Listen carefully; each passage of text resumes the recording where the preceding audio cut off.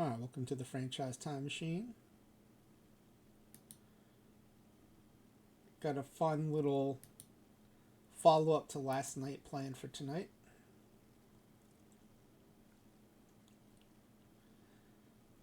Last night we did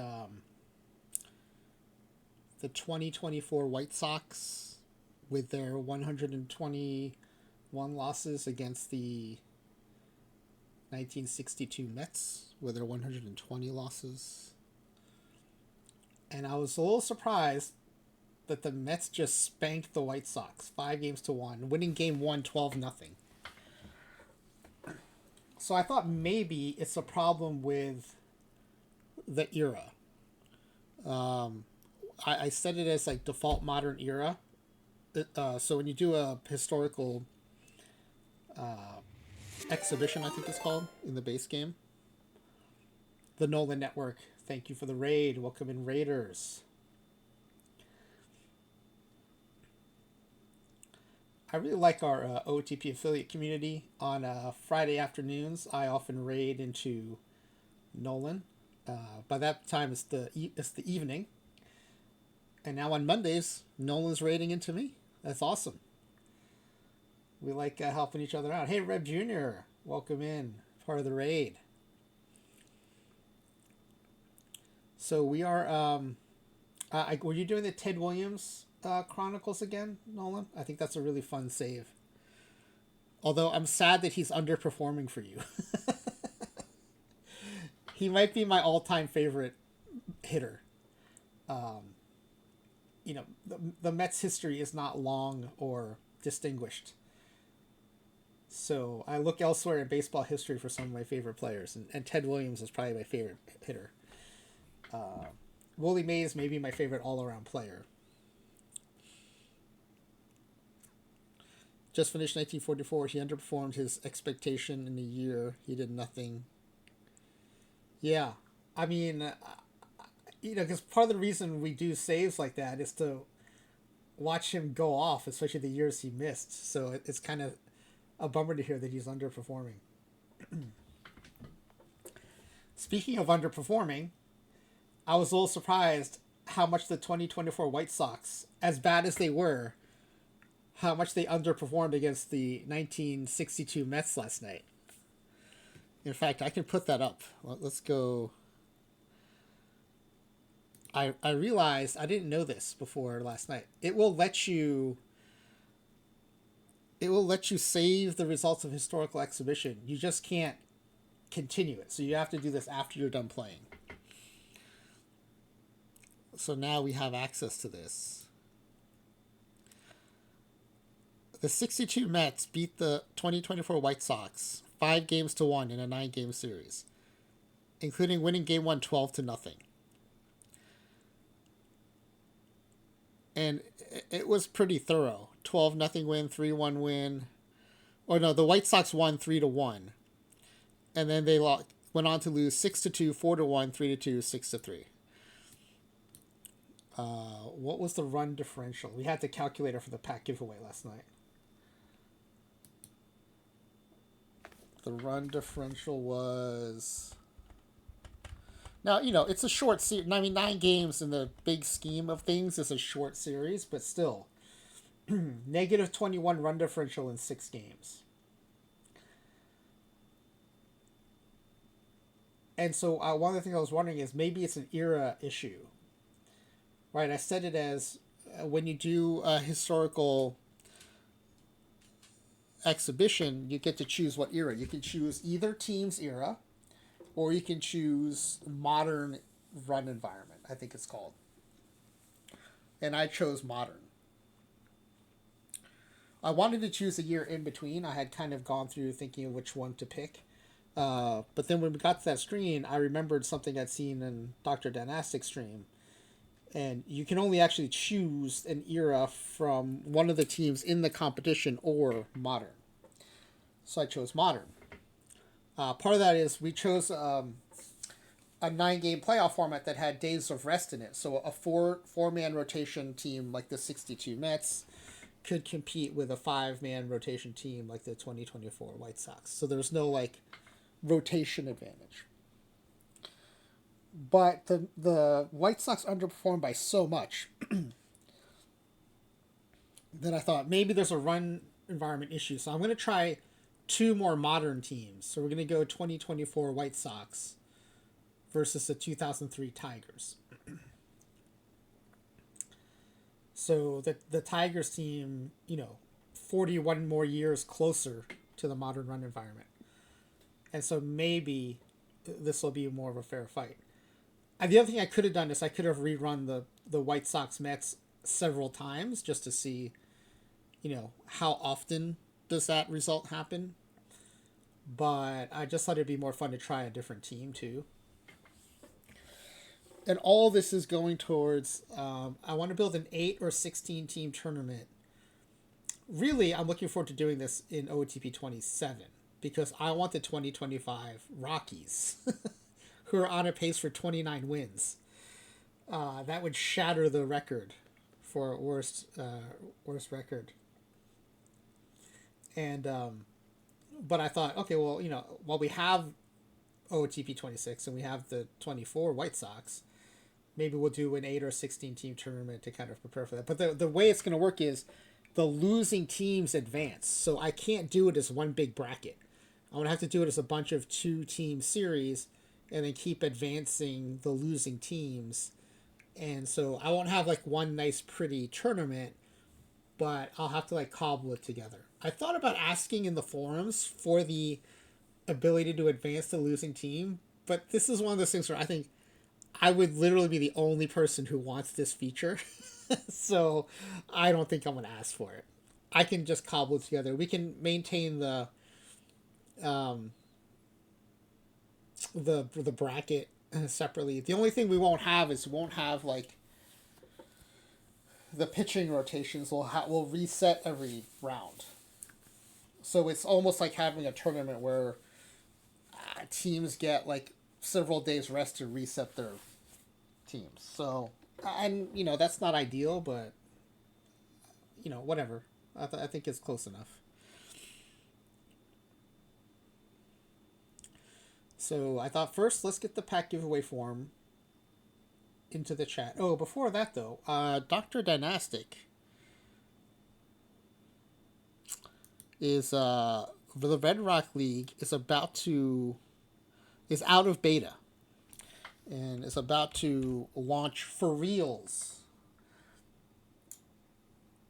And so he posted this. He asked Nolan if he could post this in Nolan's chat, and I said, well, I can post it in my chat too.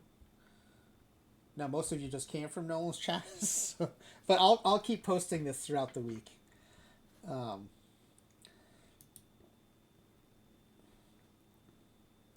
I believe this is a link to a site where you can enter information for your very own Red Rock League's player to be created. And I think the fun thing is, apparently, this will be available as a quick start in OOTP26. So anyone who opens the game, if you go to the... Well, I guess I can just show you.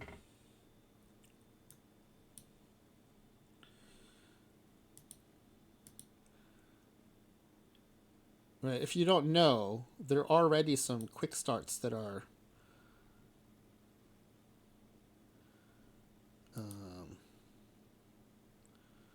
no wait, where is it? There's I think somewhere there are a bunch of quick start games.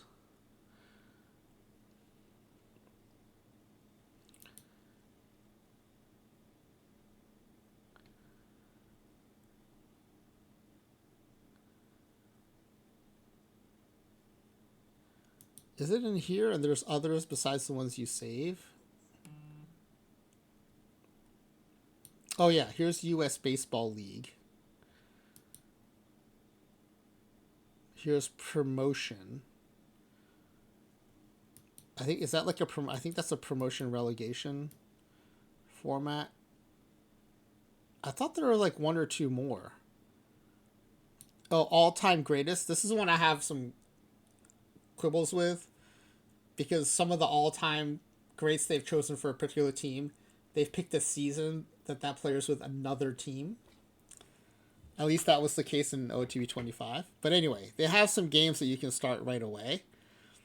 And so my understanding is that there's going to be a Red Rock League quick start, which is kind of cool. I've had enough people ask me for my experimental league that maybe I should ask Nicolino about getting that added as a quick start league too. Be kind of cool to have a franchise time machine branded quick start league, I think. Oh, I just realized I have a here. I guess I have an open perfect draft slot. So let me fill that real quick.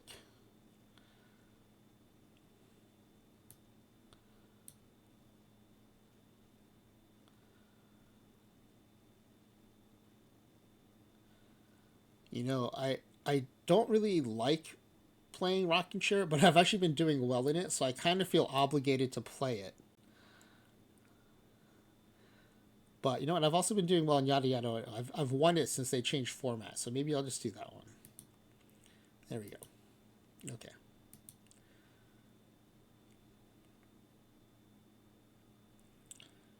Hey Hollywood, welcome in. So yeah, so we're gonna do. Oh yeah, no, thanks for stopping in. If you can stay a little while, I'm gonna put a pack giveaway form up. But if you can, I totally understand. We're gonna play. We're gonna do another historic exhibition, 2024 White Sox versus 2003 Tigers.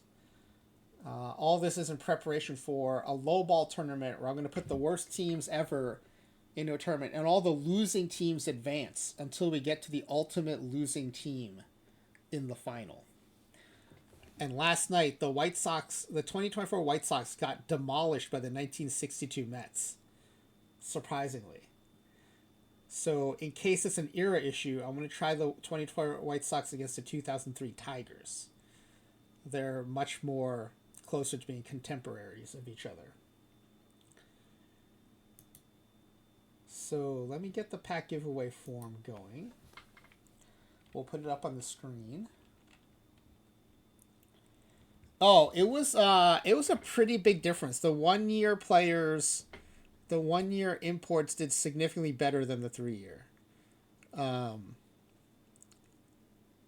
Across the board, in the entire team, I think we had like 10 or 11 players with a 1,000 plus OPS. They won more games as a team. Just in general, they rocked it. And we looked at specific players like the Carlton and the Brady Anderson, and we looked at their ratings too. Their ratings were higher. As a result, their performance was better, and I think it pretty much highlighted, especially for those kinds of players, the benefit of doing a 1-year versus a 3-year. Yeah, for sure. And like if you're doing a Babe Ruth or a Willie Mays, it probably doesn't matter too much. But when you're doing a Brady Anderson, it matters a lot.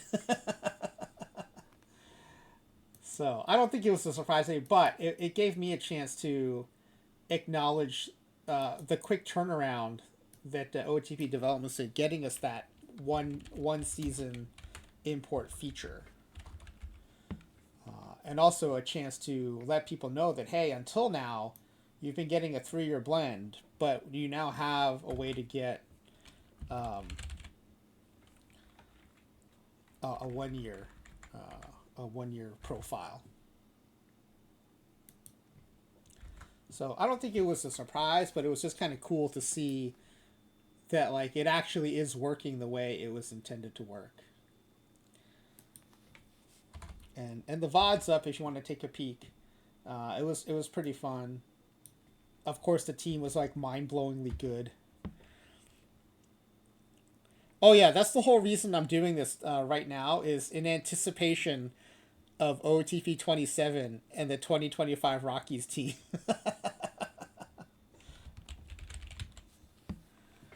So this is all to get ready for that.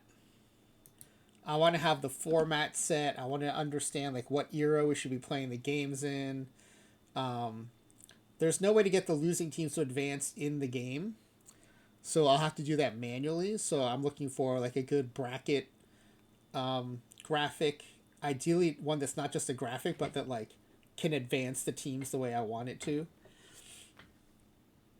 So I'm gonna try to put all that together over the next couple weeks, and then we'll be ready to go when OTP27 comes out and we get those 2025 Rockies. I was surprised, like at their winning percentage right now, they're on a pace for 29 wins, which is, I mean, that would blow away any records for worst record. I know. It's like when someone breaks the 4 minute mile, all of a sudden, like other people break it too because they see it's possible. I wonder if the White Sox just showed the Rockies the path to being bad. All right, so here's the form. We'll I'm gonna essentially use the same form as last night. Um, I think I realized I didn't put, or I did have home runs. I think we're missing air. No, we're missing something that I'm gonna add in. They were up 3-2 on the Phils earlier. They ended up letting 9 runs in the last 3 innings. Yeah, and that also sounds like an OOTP box score too, giving up 9 runs in the last 3 innings. All right, Hollywood. Thanks for stopping in. It's good, good hearing from you in the chat. If you streamed today, I hope it went well, and I'll keep an eye out for you out there too.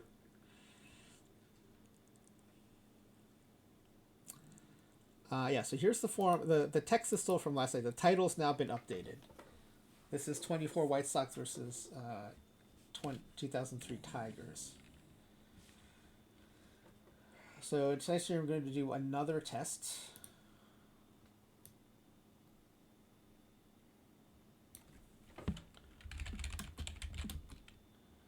Of the historical exhibition module in OOTP26 in preparation for an 8 or 16 team tournament of the worst teams in MLB history. The losing teams will advance until we have a worst of the worst championship. While we wait for OOTP27 and the 2025 Colorado Rockies, Hollywood asked about it. It's right here in the form from last night. Anticipating the 2025 Rockies, we'll do some test tournaments. Last night, the 1962 Mets, 40-120,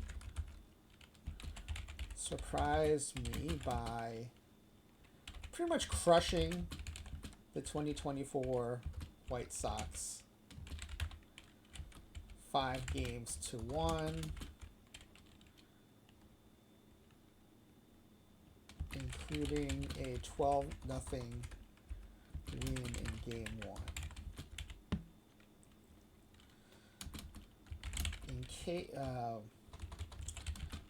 We played the game with modern era settings in case that gave the 1962 Mets an advantage.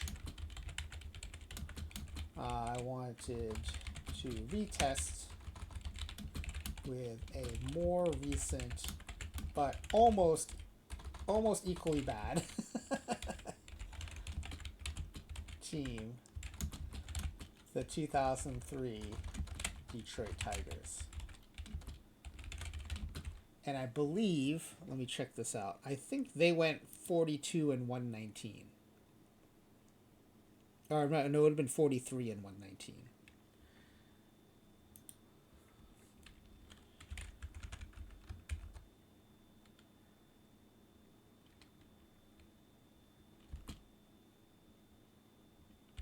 Who had a, this is insane, they had a minus 337 run differential.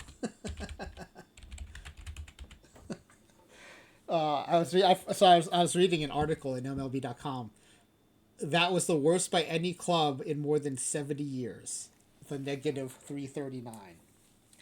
So one thing I think I'm going to do in preparation for this tournament is, I don't want to just pick the teams with the most losses because that's kind of lazy. I also want to look at like run differentials and ERA plus, like what's their ERA relative to the league. we'll look at a bunch of different metrics. I do have a feeling several Mets teams are going to be on there. The 62 Mets get all the attention, but there are several 100 loss Mets teams in the early 60s.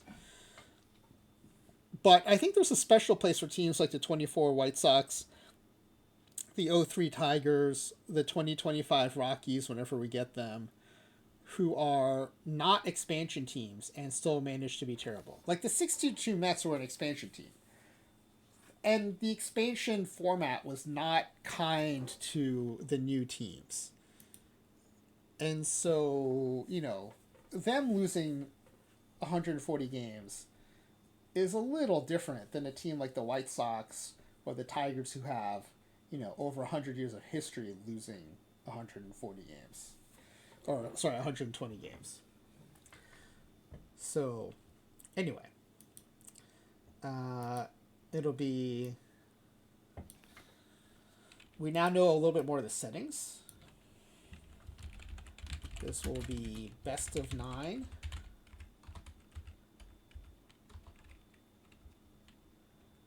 I think we did 2-2-2-2-1 format.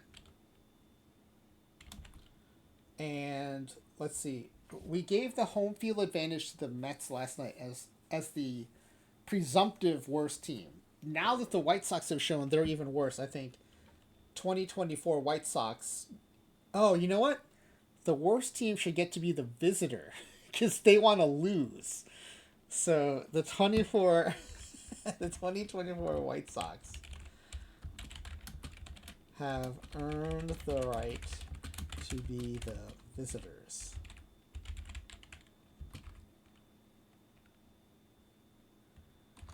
Right, because we're trying to lose.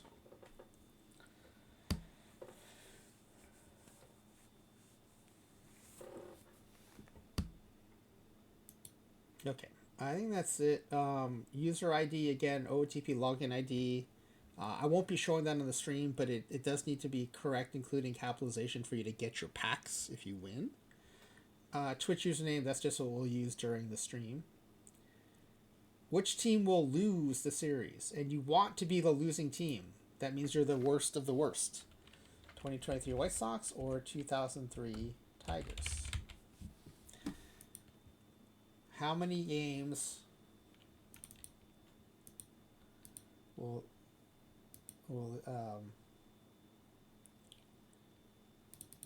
how many games will the series last?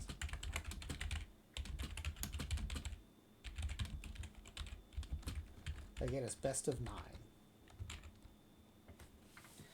How many total runs scored? How many total hits? How many total errors? How many total home runs? How many total strikeouts? There was another thing I was thinking about adding. We have a limited selection based on what stats we can see during the sim. I mean, afterwards we get to see all the stats, but I don't want to have to wait for that to do the pack giveaway. Runs scored, total hits, total errors, home runs, strikeouts, run differential of the losing team. So this is probably going to be negative.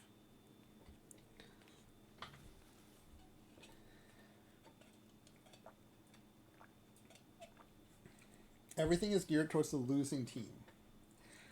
I'm trying to do all things that appear in the box scores, or ideally in the tournament summary. And all these do. I think this is enough. We had fun with this last night with this many questions. And, oh yeah.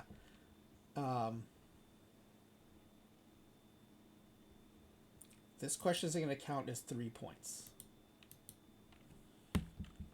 Or no. How many other questions are there?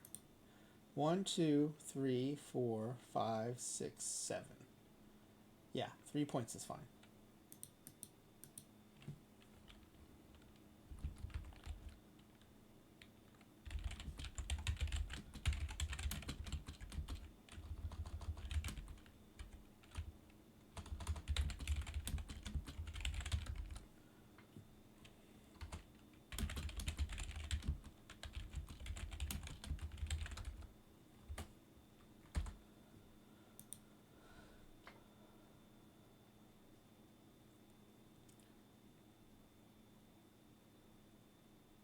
Just for this format, the first question is worth 3 points. All others are worth 1 point. Just for this format. Okay, I think we're good. Same, basically the same questions as last night. I think I am forgetting one of the questions I wanted to ask, but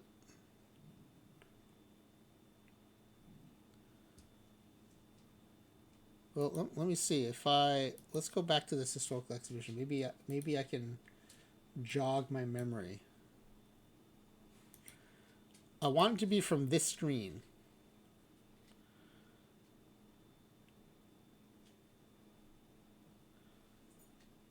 Yeah, I think I've got. I mean, we've covered everything. To do stolen bases, I'd have to go through every box score. That'd be kind of annoying.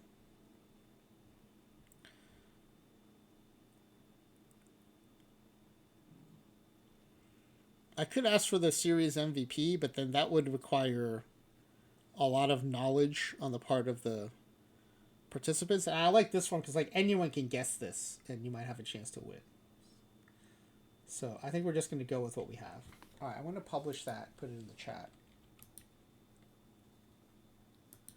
And to give folks some time to fill out their forms, I thought what I would do is the PTCS standings came out today. Is today still Monday? Man, it's been a long week. It already feels like Tuesday, but I think it's still Monday. So they came out earlier today. And I thought I'd fill in my tracker to see how I'm doing on that.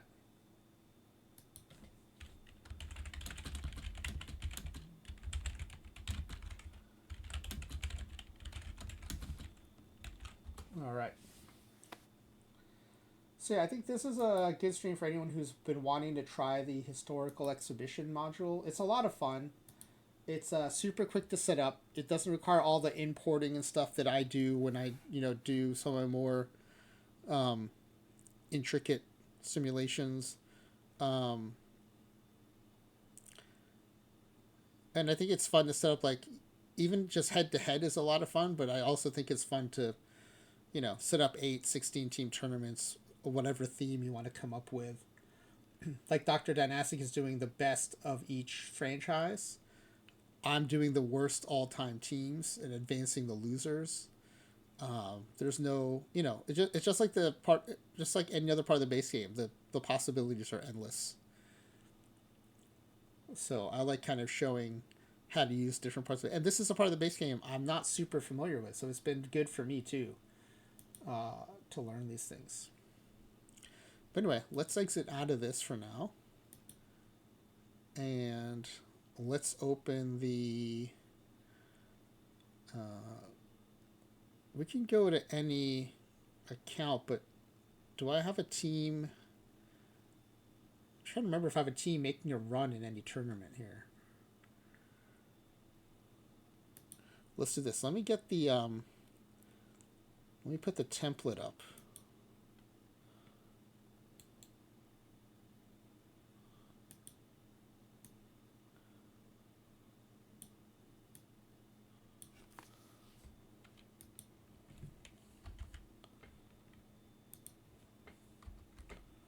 This is what I'll be filling out. Ignore the standings that are in it right now. They're completely wrong. They're from PTCS 2. This is for PTS 3, week 2.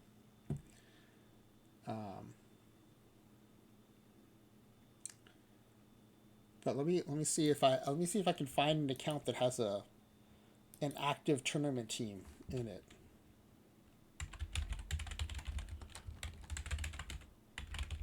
Because then we can also watch that team while we fill out that table. Let's see. I'm about 3.5 hours into late iron. That's not too bad. I think we can find something better.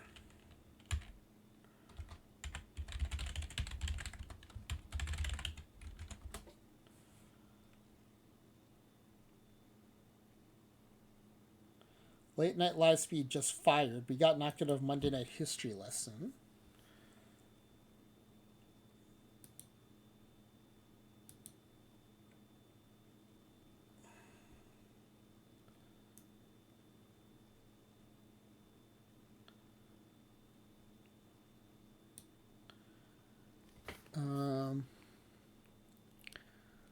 Hold on, let me find a.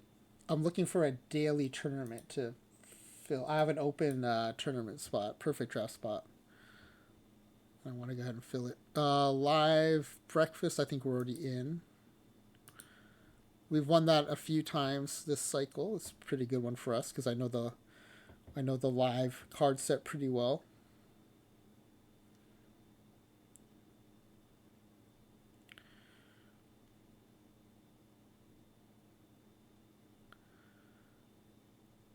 Afternoon Nap is another live tournament. Maybe we'll jump into that.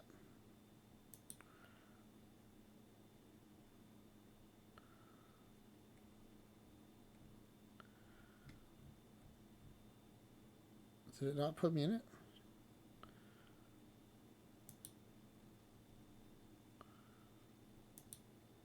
Okay, we're in it now.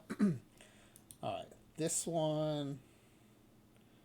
Yeah, Late Night Live Speed's only been going on for less than an hour, so that's not a good one.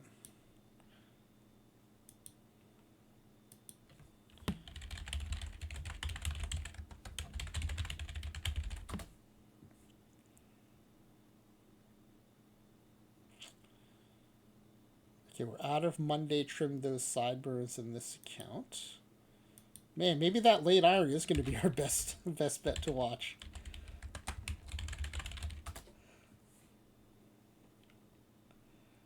Yeah, I'm out of late bronze.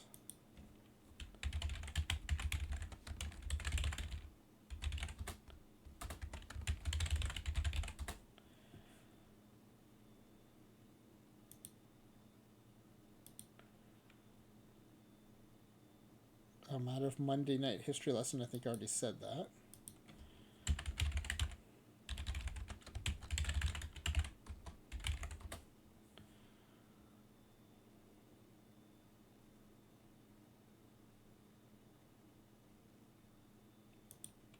Okay, let's take a peek at this late iron.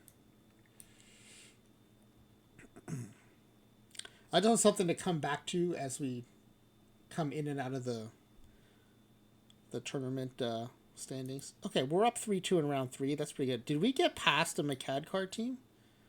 We sure did. Holy cow. That is reason for celebration. McCadcar, one of the best players out there, just has my number. I've probably beaten McCadcar. I could probably count on one hand the number of times I've beaten McCadcar. And we got past him today in late iron. We also had a 7-game series in round 1. Dragon free to play, Dragon free to play. They really want us to know that they are free to play. I am also free to play. I have not bought any perfect points this cycle. No, the other time I thought I beat them, it was just someone else using that logo, and it wasn't them. I got excited because like, oh, I think I beat McCadcar, and it was not McCadcar. But this time, that's why I had to check. I was like, oh, I see the axe, and it is actually McCadcar.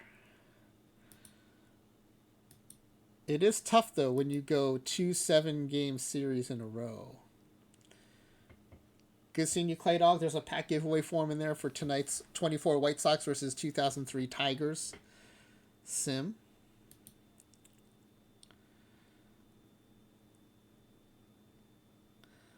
Let's see, how many did they have? Did my opponent also have to do? No, they had 1 day rest after each series, so that's a pretty big advantage. That's a pretty big advantage in a series like this. Let's check out the tree. Let's see if my other alt is in here.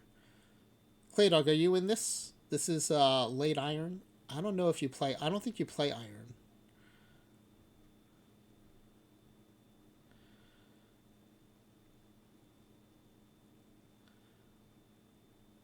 No, you don't play iron.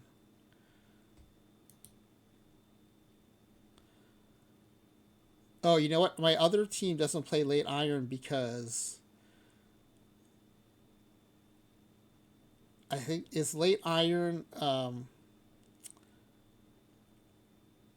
no combinator. And my other team actually has variants. If late iron is a yeah, this is a no variant tournament, so my other team doesn't play this. So we just have one team. So we now have 5 clubhouse stars. We're trying to get to 10. All right, so we keep an eye on this as we fill out my table. Now, PTCS 1, I qualified, I think I had 7 qualifications. 3 in Irons, 2 in Gilver, and then I think a draft weekly and a draft daily. And then PTCS 2, I only had, I think, 2 or 3 qualifications. But based on today's rankings that came out, I'm in much better shape again. So Irons will look for the period. We're 2 weeks into a 4-week period, so we're halfway through. I don't know Mandy T, but there's Exto 4S, number 2. There's Edwan in number 6. Old Delano, number 13. IDK, that's a smiley face Jane alt. I know because of the 92 AL All Stars with Superpowers TTC. There's EVC at 21. There's Laptop Hound at 28. There's another EVC at 31. There we go. There's our first team. Our Haight Ashbury Grateful Dead Balls. 131 points at number 40.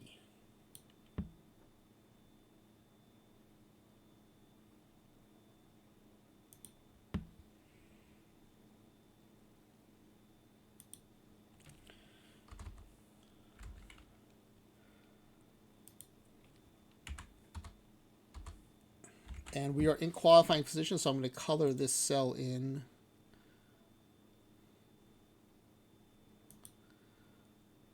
How do I do that? I can't remember. Oh, here it is. Oh, yeah, that's not a good green. There we go. I think that's the green I used last time. All right. So we have 1 qualifying.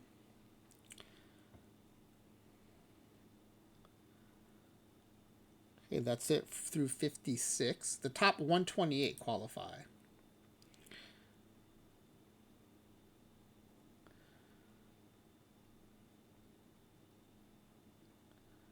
There's T. Davis. I'm just noticing people who are in our stream. So there's McCadcar at 61.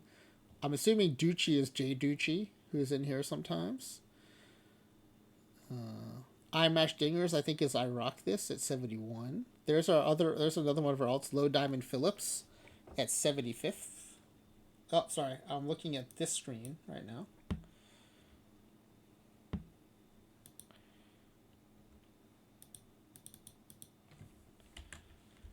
'75th with how many points was that?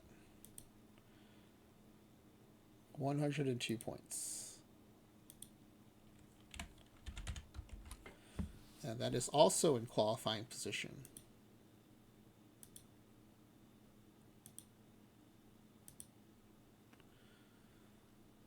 All right, so we got 2 qualifications so far. We're going to keep going down the list. You can also search by name, but I just thought it might be more interesting. There's Clay Dog, Madtown Socialist at number 77, behind yet another EVC alt. Oh, and right ahead of another one of my alts, Georgia Tech on My Mind, formerly a theme team. So we are 79th with 100 points.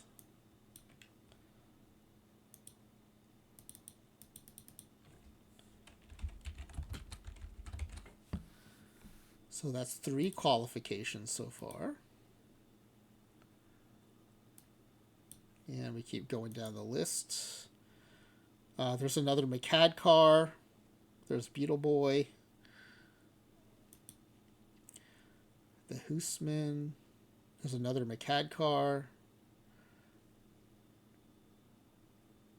You've been having a rough time in bronze? Well, it is 2 weeks worth. So maybe you had enough points from the first week. There's D King. Lowly Worm. Okay, I think our third team is 128. It's coming up quickly, and I don't see our other team yet. There's Minerva at 121, just on the edge there. Here's the cutoff right now. Shodai with the Kumamoto Ozeki. They are the cutoff right now with 73 points. Just below the cutoff at 137th is my other alt, Hooked on Streamer Phonics.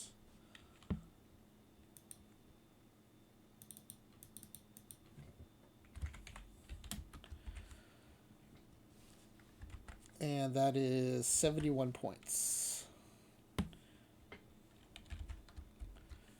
And so we are within striking distance, but out of it right now. So I'm going to color code that. I do like a yellow. I need it a little darker, I think. It's kind of more orange, but it's more for visibility. And the cutoff right now is 73 points. So I put that at the top.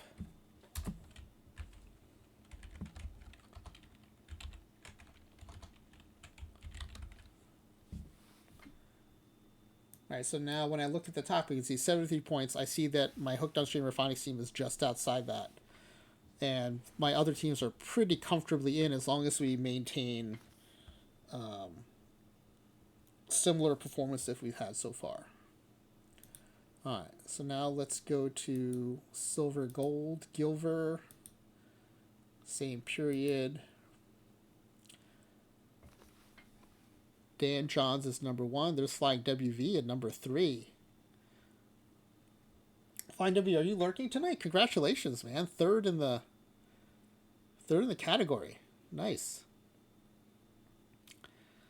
Mark and MS at number 7. AW number 13. There's Max LP 80 at 21st. McCadcar 22nd. Smiley Face Jane's main account 25th. So when Smiley Face Jane is 25th, I don't feel bad that I haven't shown up yet. Let's see. There's Eddie Wonton at 42nd. Lowly Worm at 47. Still haven't shown up. We're heading into the bottom half of the bracket soon. There we go. Number 59 with an even 100 points. And I realize I'm not showing the screen again. I'm going to be doing that a lot tonight, everybody. I apologize in advance. So that's my main account, Franchise Time Machine, 59th.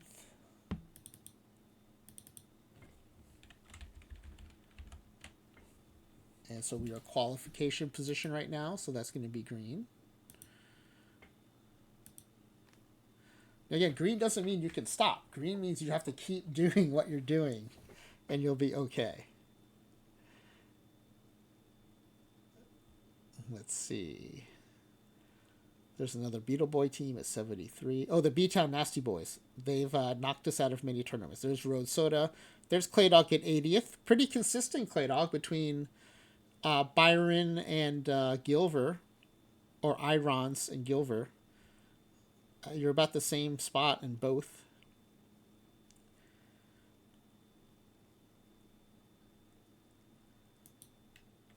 There's EVC and NYC 2. EVC and NYC period. In 86th place. There's Artist Ranger. Oh, here's my other out. 102. So, you start to worry a little bit when you get into the hundreds, but we've got 70 points.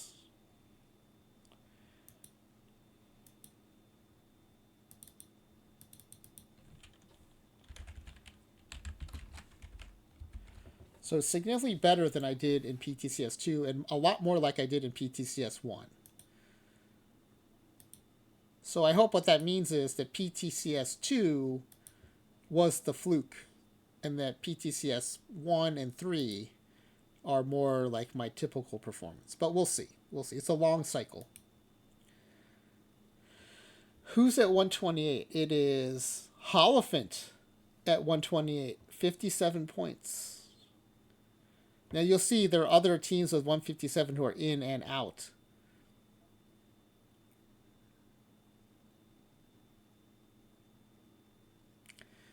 Did they change the tiebreak? Because I thought it used to be the more you played, you got in, but now it looks like the fewer you played, you got in, which actually makes more sense. So I wonder if they changed the tiebreaker rule, because I think fewer games for the same amount of points means you're better per entry. So I think that makes sense to do that. All right, so the cutoff here is 57 points. And you can see the cutoff in silver gold is much lower.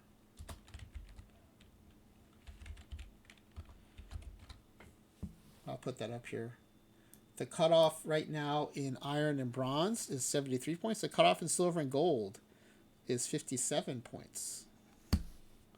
Not 57th, 57 points.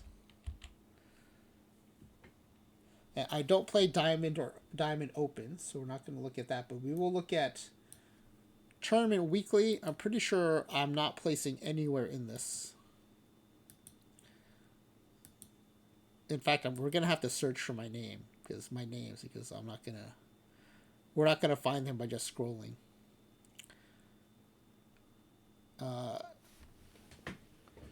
Let's see. There's Hip and Nidok at number 3. There's Skyroll at 5. There's Seawood at 6. There's Exdo at 8. Yeah, I didn't realize a lot of the top players are in this Tournament Weekly. There's Kynan, who's in our late night stream a lot. There's AW at 28th. There's Max LP80 at 30th. Mewtwo often fills out a form. There's Charles Warbot at 42nd. I don't do many weekly. I do lots of draft weeklies, but I don't do many tournament weeklies. Tournament Weekly is the home of the top players. I thought that might change a little bit with the Clubhouse Stars, but it is still the top players in here. I see. I may not even track these because I don't really play many Tournament Weeklies. More stars are still the best, that's true. Yeah, I'm 464th. I've only played 5 and 2. We are at 210th and 243. We get one lucky break, we could jump in. Okay, I guess I do have to track this then.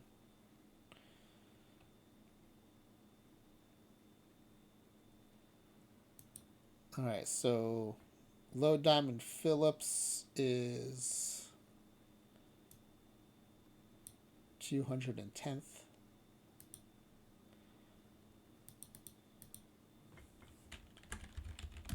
With how many points? With 13 points. 13 points gets you all the way up to 210th.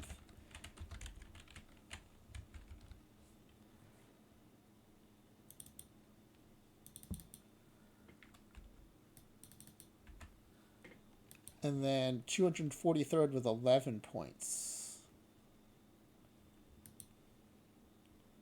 is, which account? Hate Ashbury. Grateful Dead Balls.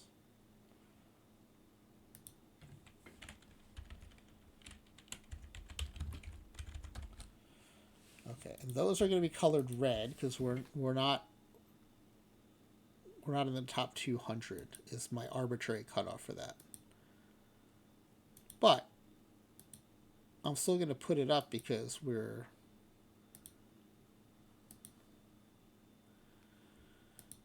not that far out, actually. All right, are any of my other teams close? Franchise Time, which is 806th. They've only been in 1.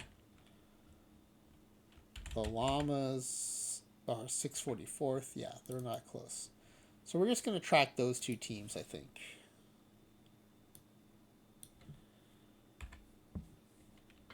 Okay, Draft Daily. I'm doing a little better in Draft Daily, I think, this cycle.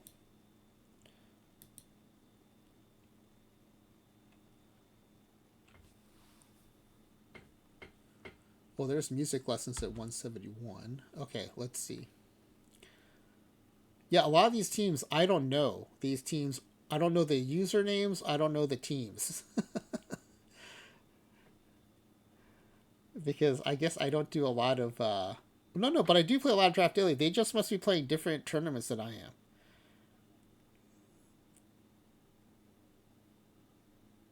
I feel like I see the same names and none of them are here. Maybe I need to find different tournaments to play.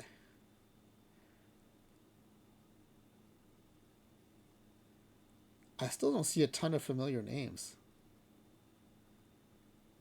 There's Late to Hate. There's Pierogi Addict. There's Exto at 49th.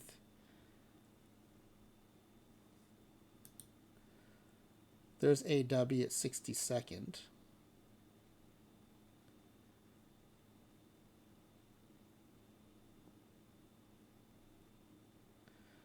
I think that's Spore. Yeah, there's Spore's Charlotte Dashes. Or Dachshunds. There's Mortal Mago. There's Skyrola. D King. Now I'm starting to see some names I recognize.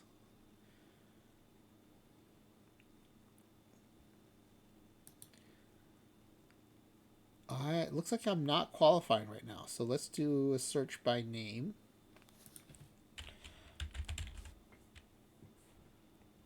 So anything over 300, I'm not even going to bother tracking right now.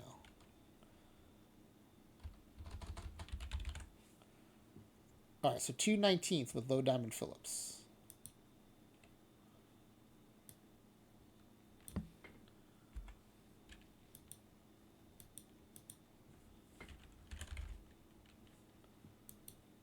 And how many points is that? 89.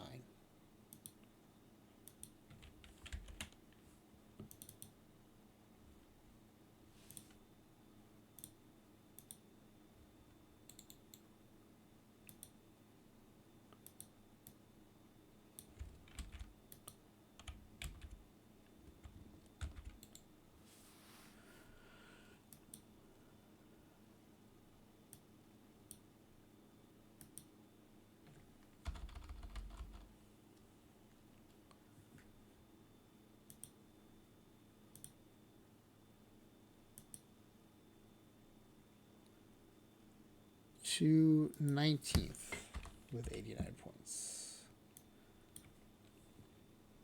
Sorry, I'm having a little bit of challenges here with my Google form or Google Sheets. Okay, and then franchise time machine 287. I did say anything under 300, so I guess we'll put them in.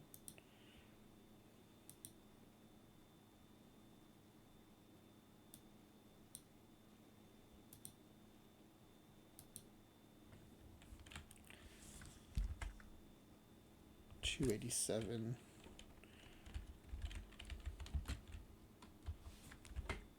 with 75 points.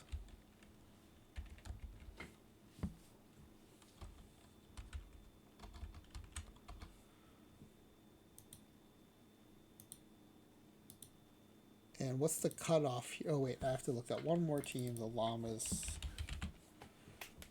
171st place. That's pretty good.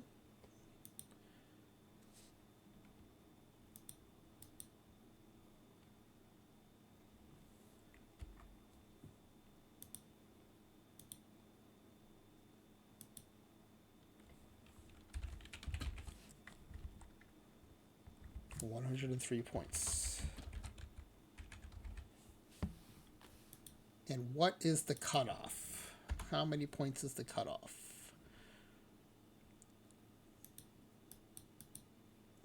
Man, that's brutal. 120. Wow, that's hard. That's going to be hard to do.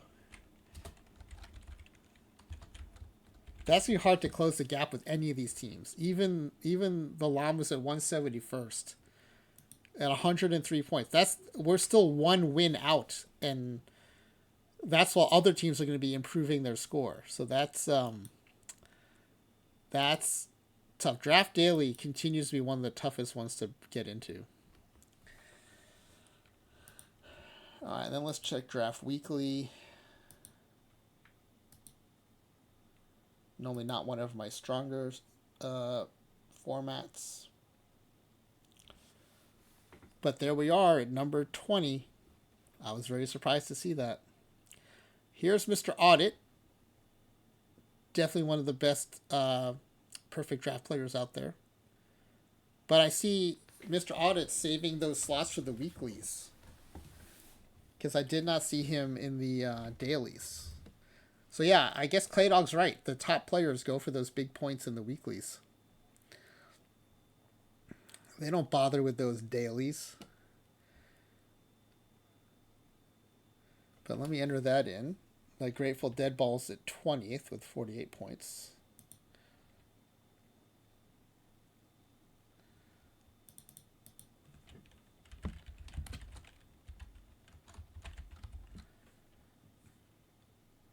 And let's give that a green color, another green spot. That's 6 qualification positions so far.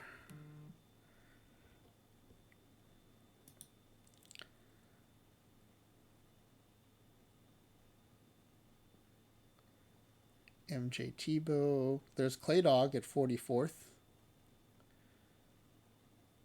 Nicely done, Claydog. Top finishes at 3rd. So if Claydog gets a first place in there, he'll definitely be in.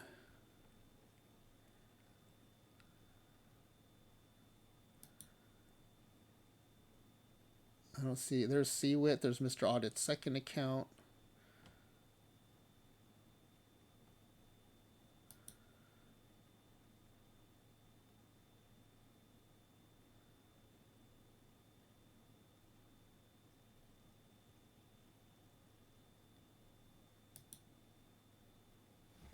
Hey, Talkmado, there's a pack giveaway form pinned to the chat if you want to get on it. Just outside of qualifying position is Smiley Face Jane at 131. And let's see if I have any other teams that are close. I did say anything under 300th place, right? So Georgia Tech on my mind at 253.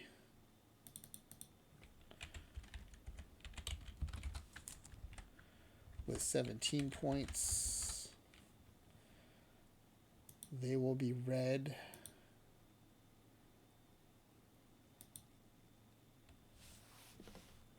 And then 291, I guess we have to include Low Diamond Phillips.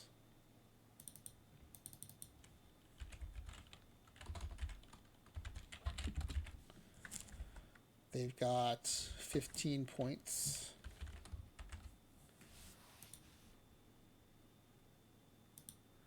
But what this table lets me do is, like, if I have like a tournament spot to fill, I can look and say, okay, well, if it's the llamas, I'm going to grab a daily spot with that. If it's Low Diamond Phillips or George Tech on my mind, I'm like, oh, you know what? If we make a deep run in a weekly, we might improve our position enough to qualify. And so this table helps me figure out, like, what tournaments to enter with which accounts. Oh, Franchise Time Machine 191st. That's within shouting distance of qualifying. So 22 points.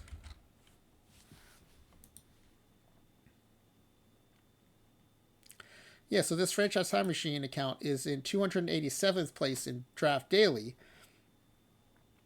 but 191st for Draft Weekly. So if they have an open slot, I'm going to fill it with a weekly.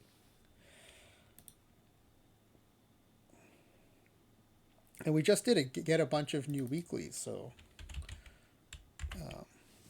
and 600. So we're not even going to bother tracking the llamas here.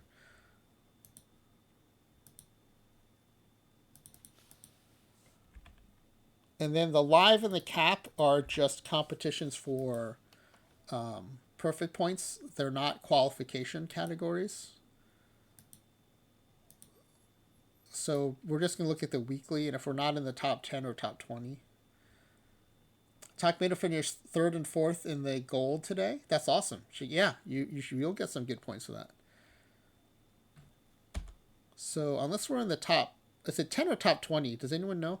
Oh, 13th for Low Diamond Phillips in live tournaments, and 21st.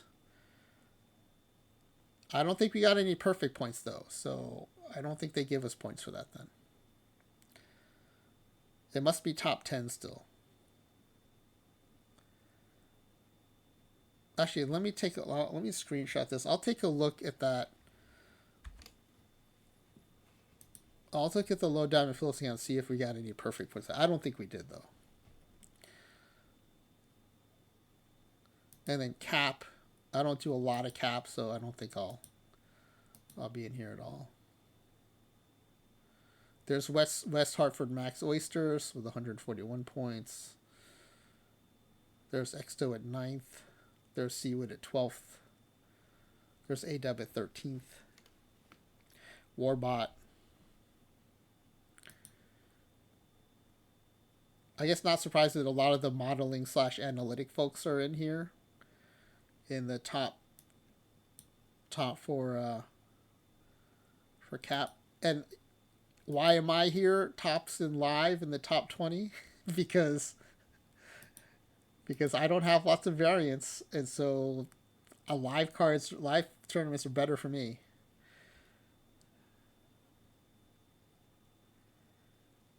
And I think actually live tournaments are a good sign of roster building and slider setting. I think like the cap tournaments are a really good sign of like good analytics and strategy. But I think with live, because like there's no card I have that no one else can't get, and so the way you rise to the top in live is you just kind of out roster, out line up, and out slider people. Because I can't out card them. I can't out variant them.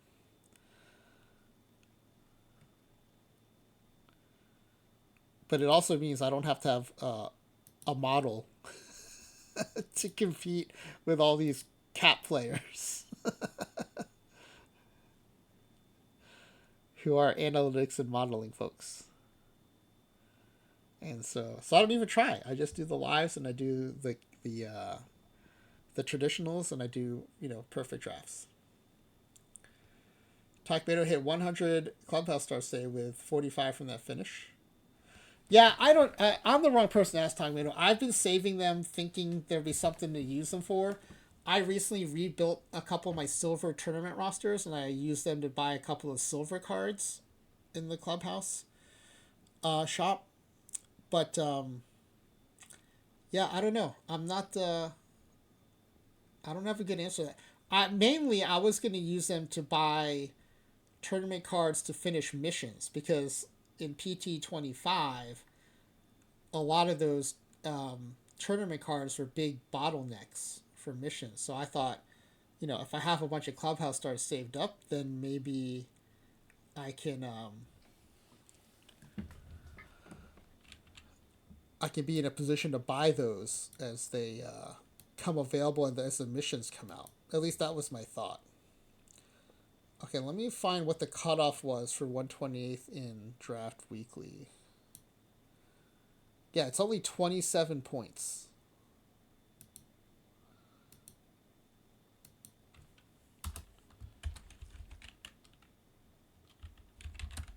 So you go on you get one fortunate run, and you're suddenly in PTCS. Because the weeklies are 128 or 256 team tournaments, so first place is worth more PTCS points. I think it's 25 points for a 64 team tournament. And so, yeah, you win one here, and you're going to jump up into the qualifying position, at least so far. You have to keep remembering, like in week 3, people are piling up more points, or week 4, people are piling up more points. So you got to keep up too. What was the cutoff for Tournament Weekly? I'm nowhere near qualifying, but I just want to know.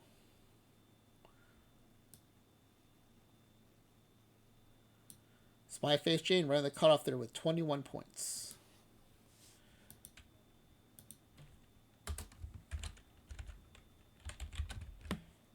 And I don't really care about Diamond Open because I don't have any teams in that right now. Okay, so this is what I was building during all that. And this helps me track, especially for the perfect drafts, like what teams do I want to enter into what tournaments.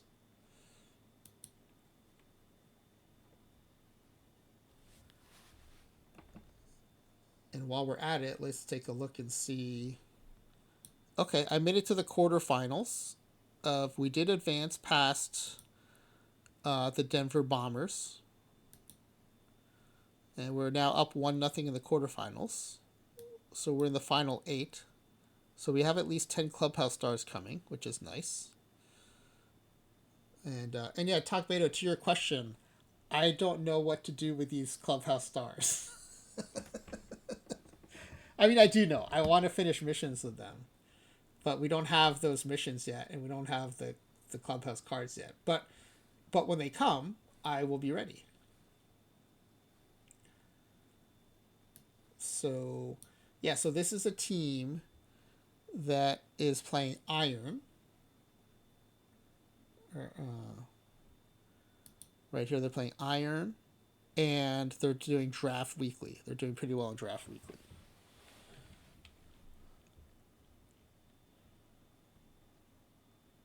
If I don't care about League, just spend them on packs. But then I'm worried that there's going to be like a bunch of missions that require a bunch of perfect Clubhouse cards. And then I'll be like, I used all my packs. I used all my Clubhouse stars on packs.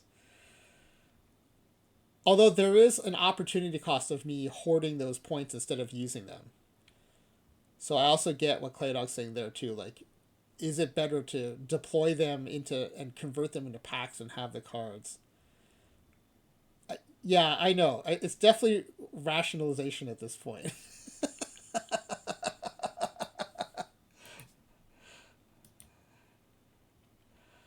and there's not even a good like logistical reason like there was with my packs piling up in PT25.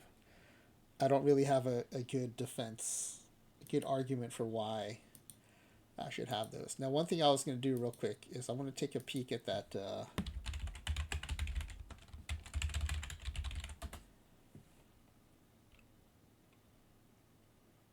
T. Davis just spent 1,000 and still have 1425. You're becoming stupidly cheap like me. Yeah, no, you guys are right. You guys are right. Maybe maybe on Pack Rip Day, I'll buy some high value. I'll convert them some high value packs or something. So does anyone know if you get perfect points for finishing in the top 20 or top 10 of the weekly standings?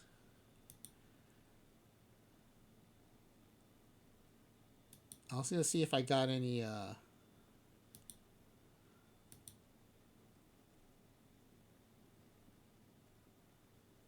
It would have been today, right? That the standings came out?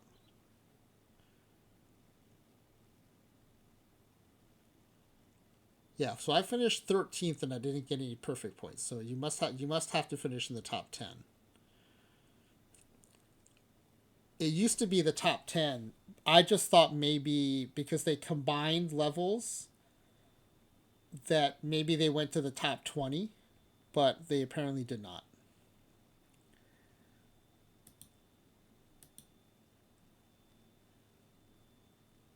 T. Davis oddly scrounging for good deals makes no sense.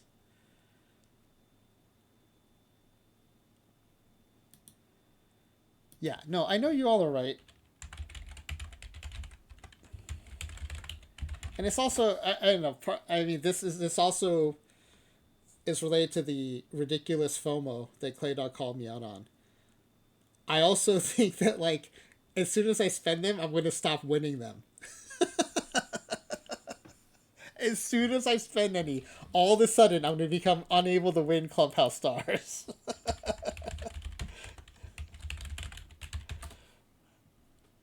I mean, it's not a completely unreasonable thought, but it is pretty unreasonable.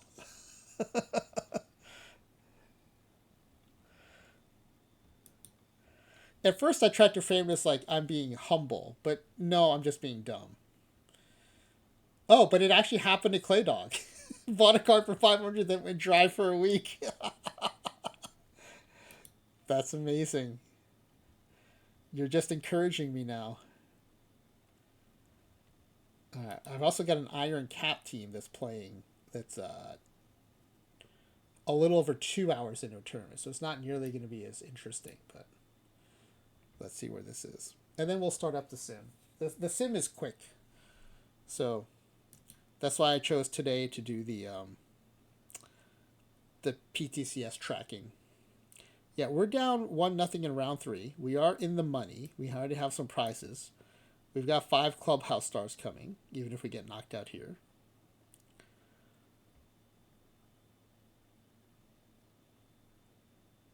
What do you have to lose for not getting? Well, that's true. Late date spent on perfect, I say, an instant regret. After, you know what though? During PT Live, I actually don't feel bad when I get live perfects. Unless it's like a Spencer Strider who's hurt. Um, but like a lot of the live perfects, you can put them right into PT Live, and I think that's, I mean, to me, that's fun. Um, you ask Seawood, and he actually says he buys standard packs. Yeah, I think in general the thinking is other than launch week, when I think silver packs tend to be close to positive expected value, that just buying a bunch of standard packs seems to be the way to go, just because it gives you like that many more chances at good cards, especially if there are LEs out there. Claydox says, tell that to the 3 Jordan Alvarez. It's like, yeah, okay, that's true. That's true. All right, let's get ready to sim this then. Let's do this. I'll set up the tournament, and then we'll run an ad roll, and that'll be the 3-minute warning to fill out your pack giveaway forms.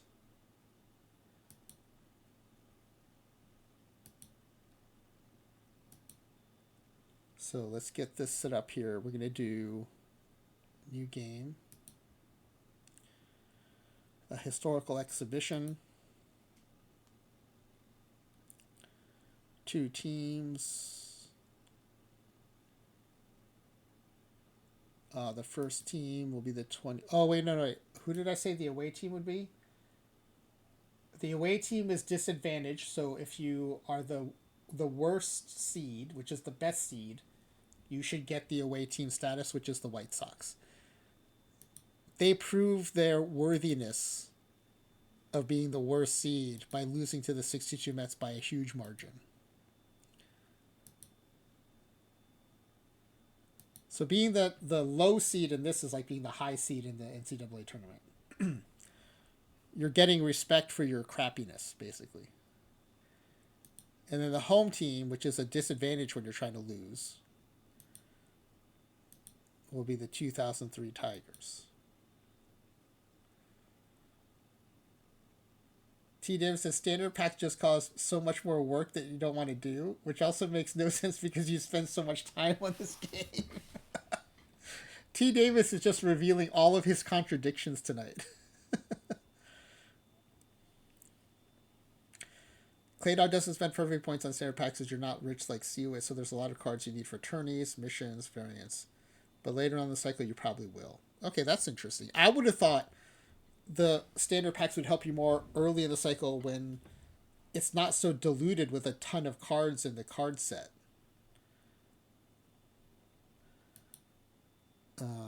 But what do I know? I don't open my packs anyway. Claydog, should I have like a 24-hour stream where I just rip all my PT25 packs? Like, no tracking them for pack giveaways, just rip. You would watch. Oh, wow, there's a lot of positivity for that.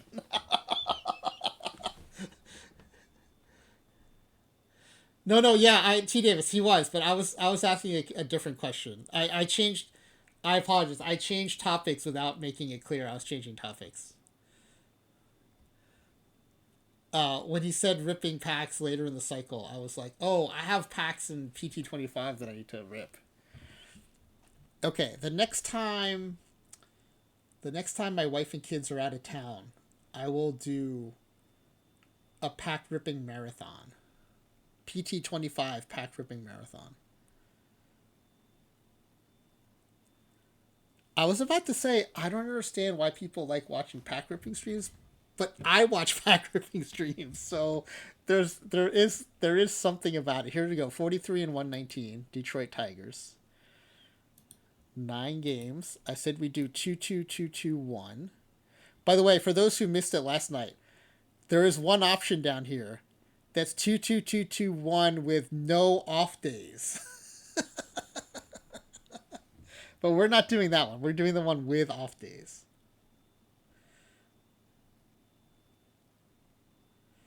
Oh, I see. Todd Beto likes it when people get excited about their pulls. I think I like the vicarious experience of like, I'm not having to risk or do anything, but I'm like, getting to see new cards get pulled. Claydog says occasionally save for some perfects for your league team, but otherwise split them on the standard and gold pack bundles.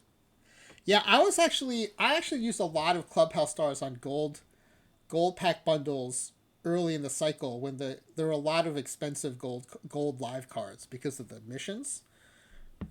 And I still and also for perfect team to PT live to build up some cards for PT live. And of course, during those first 2 weeks, I kept getting historic gold cards. The one time I wanted live golds, I got like a ton of historic golds in a row. All right, we're gonna turn because it's modern era. We're gonna turn DH on for both. We chose default modern era strategy last night, so we're gonna do that again. We used end of season rosters. I stupidly chose World Series rosters last night for the 2024 White Sox and the 62 Mets. I chose World Series rosters. We'll go 26-man rosters. I'm surprised the game didn't laugh at me when I did that. And injuries will be disabled. All right, so these are our settings. And I will screenshot this just in case I lose track of what I did. And we're going to create the exhibition.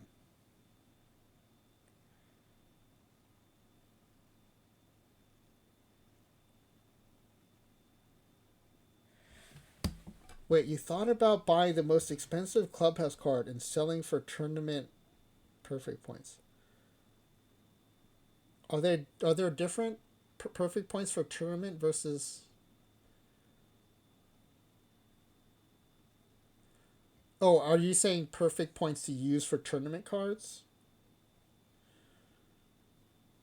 So you can convert 500 stars into about 200,000 perfect points? Well, that's interesting. So I'm sitting on like. Oh, I see. Okay. So perfect points to use for tournament cards. So I'm sitting on about 600K of perfect points if I convert 1,500. Hmm. That's interesting. I haven't been able to get many variants or boost them because I don't have enough perfect points. That would solve that problem. Hmm. All right, let's create this exhibition and then I'll fire the ad roll.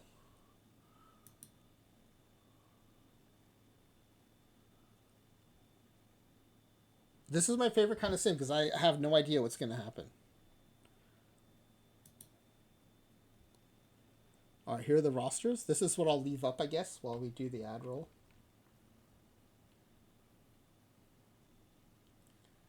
Look at T. Davis, the optimist. Then when you win those stars, that's true.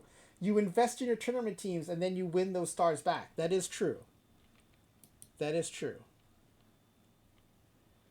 That's where the opportunity cost of me sitting on those clubhouse stars doesn't make sense. If you go off pack prices or standards, it's about 417 perfect points per star, which comes up to about 200,000 too. You guys are making some pretty compelling arguments why I should dust off those clubhouse stars. All right, let's yeah, ads are going to start in 13 minutes. So let's go ahead and fire those. This is your 3-minute warning for the pack giveaway form. So if you haven't already, start filling that out. And then when we get back from this ad roll, we will close the form and go over the guesses. All right, good luck, everybody.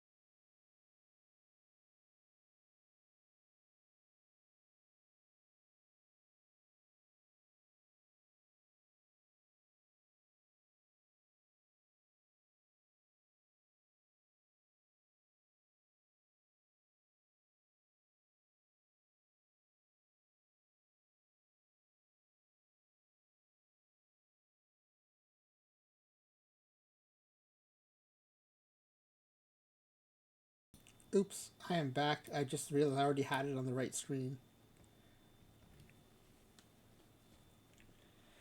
So I'm just getting caught up on chat. So, Claydog, I don't know about T Davis, but like, I don't disagree with anything you guys are saying. Like, T Davis's idea of converting them into cards that you can sell for perfect points, or your idea of their equivalent value in packs and just ripping them. I think they both make a lot of sense. I just think there's been just a lot of like analysis paralysis on my part and trying to figure out what to do. But then like something like today where I'm building rosters for early silver, right, which I haven't updated in a couple weeks. And I realized there's these like good silver cards in the tournament shop. And if I had blown all my points, I wouldn't be able to get them. Because even in the card shop, they didn't have any. Like even if I wanted to overpay, there weren't any to buy. So I had to go to the clubhouse store to get them.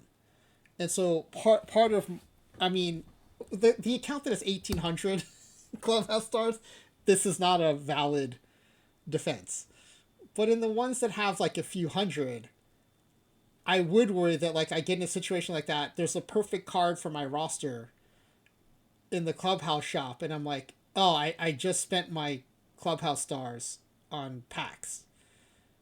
And so there's probably a happy medium in there where I keep a certain minimum for when I'm doing roster building and want to grab some cards, and like not letting those clubhouse stars like rot. And by rot I mean like decline in value because of opportunity cost. So I mean you're perfectly right. Like they're better off being spent right now. The worst you've done is sit at a 500 floor. Yeah, when I first started the cycle, I thought I was going to sit a 1,000 floor, and then I realized how hard it would be to hit 1,000. So then I set a 500 floor, which I think would cover most perfect cards, right? Would cover like a perfect card and like a couple perfects and a diamond even. So even 500 might be too many. All right, is anyone else about to submit a form? Because I'm about to close the. Every perfect card released so far has been 500. Okay.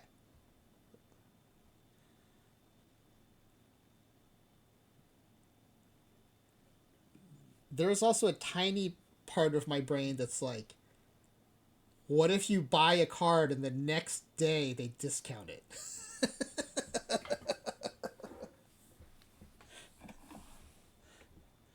Because like they discounted the Kano, right? There's a bunch that are discounted right now. So all of that feeds into my paralysis on those.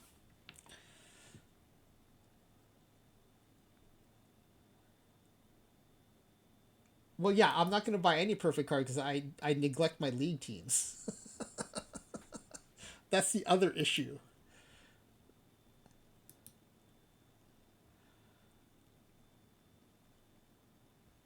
No, no, I'm not. Claydon, I fully admit these are dumb excuses. There's no. I thought I already prefaced that earlier. These are not good excuses. I fully admit that these are not good excuses.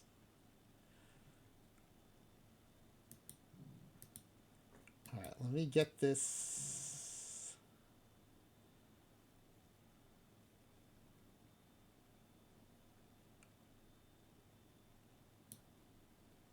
There's only one question that I can really kind of show at this point. Um, okay, so is anyone else going to submit? Because I'm about to close the form. I don't want to shut anyone out if you're going to submit.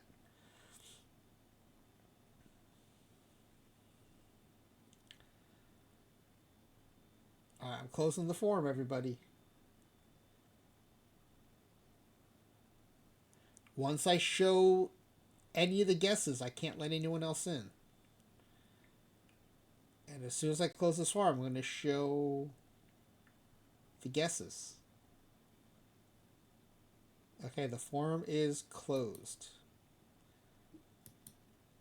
There are 5 of you in it tonight.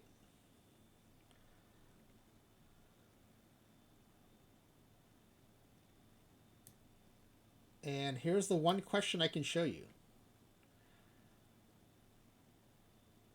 Which team will lose this series? And 4/5 of you went with the White Sox again.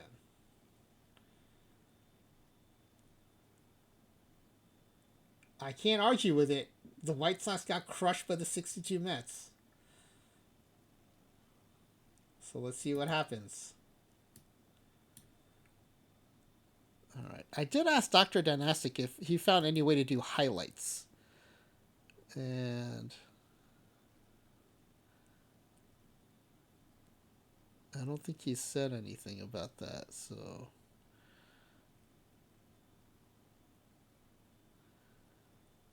Alright. I will unpin the pack giveaway form and I will repost Dr. Dynastic's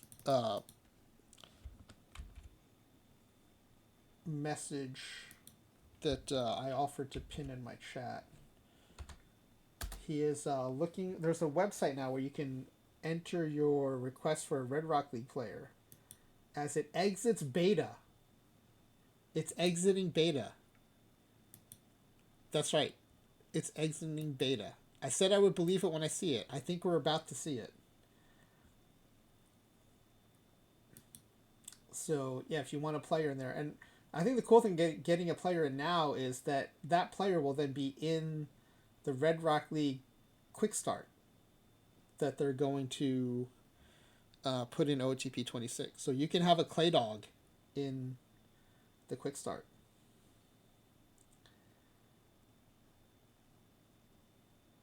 Yeah, I don't know, like, wasn't it like his sister or sister-in-law made like the mugs with the logos of the teams, and it sounds like he has like lots of people in his network who know how to do stuff. So I'm assuming someone like that built the website for him too. Although it's not that hard to build a good website, although you wouldn't know it from my website. But I've done some WordPress website building, and it's not that hard. It's actually like very easy until you hit the one thing you can't figure out how to do, and that takes like hours to figure out. Talkmado thinks he made a character back when you first started beta last year, but I've been watching for months, not for any reason, just distracted. Yeah, I just thought it was funny that the beta extended into OTP26. But I am glad for him and for his Red Rock League community that they're now launching. That's pretty exciting. All right, so yeah, I don't know any way to do highlights, so we're just gonna do. Oh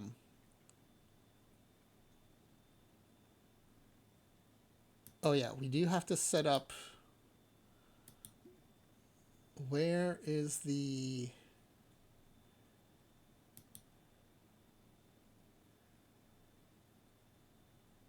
Where do I set up where the AI does things? Does it show up after I hit play? I think it does. I think it does. Yes. Yeah, we're going to have the AI do everything. So I don't have to do it, and then we can just watch it. It won't be like watching highlights, though, because we're going to have to watch every at-bat, or we can skip half innings if it's a blowout.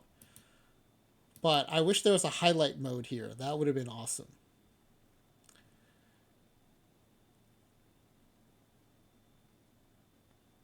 The website is just all links to Google Forms. Okay, yeah.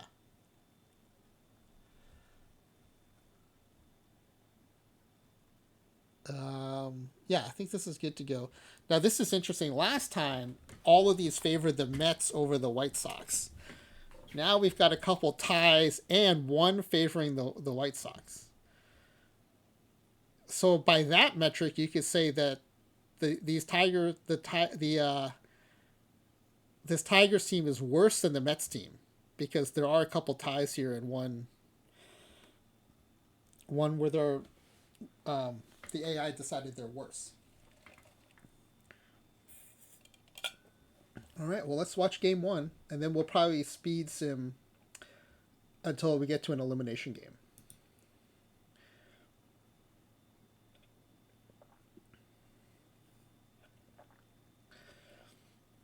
All right, we're starting to get familiar with these White Sox players.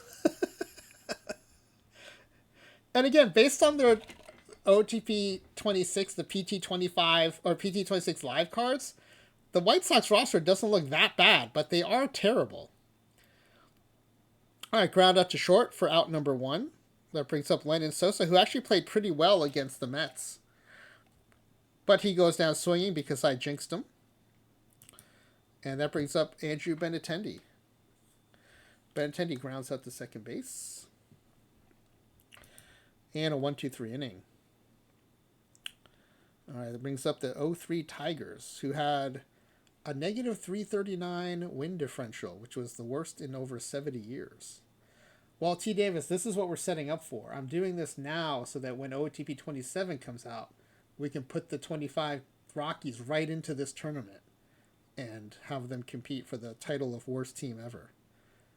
The Rockies are way worse right now. Their win percentage translates to over 162 games, would translate to 29 wins. And that's actually rounding up.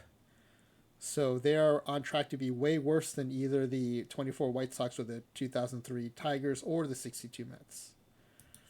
All right, Alex Sanchez leading off with a 1-2 count. He goes down swinging. Brings up Warren Morris. Ground ball to short, fielded cleanly over to first for the out. Dimitri Young draws the walk.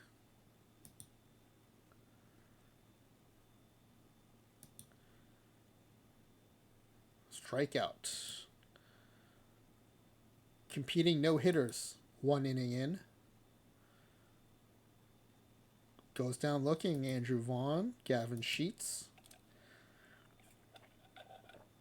Goes down looking, making Bonderman look like Nolan Ryan here. A swinging strikeout strikes out the side. Bonderman with 45 stuff can strike out the side if he's facing the White Sox. Eric Munson for the Tigers. Goes down swinging. Okay, these lineups are so bad, they're making both teams look like Randy Johnson versus Nolan Ryan. Another strikeout. Unbelievable. At least Crochet has 80 stuff. Pop up. But the White Sox are making Bonderman look like a stud.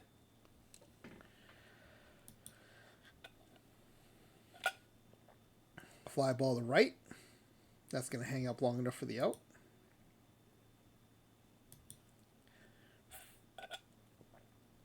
Pop up to second base for the out.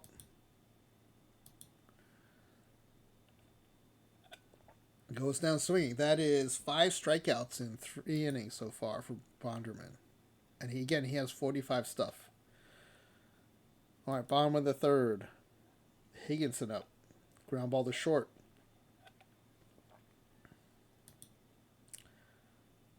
Infante. Fly ball to right. That'll hang up long enough for the out. And Alex Sanchez. Oh, it's going to drop in for the first base hit of the game. The dual no-hitters are broken up in the bottom of the third. Runner on first for Warren Morris. Sanchez is speedy. He might be going. No, the ball gets away from the catcher, but he keeps it in front of him. Keeps the runner at first. 2 outs and a 1-2 count. And he goes down looking.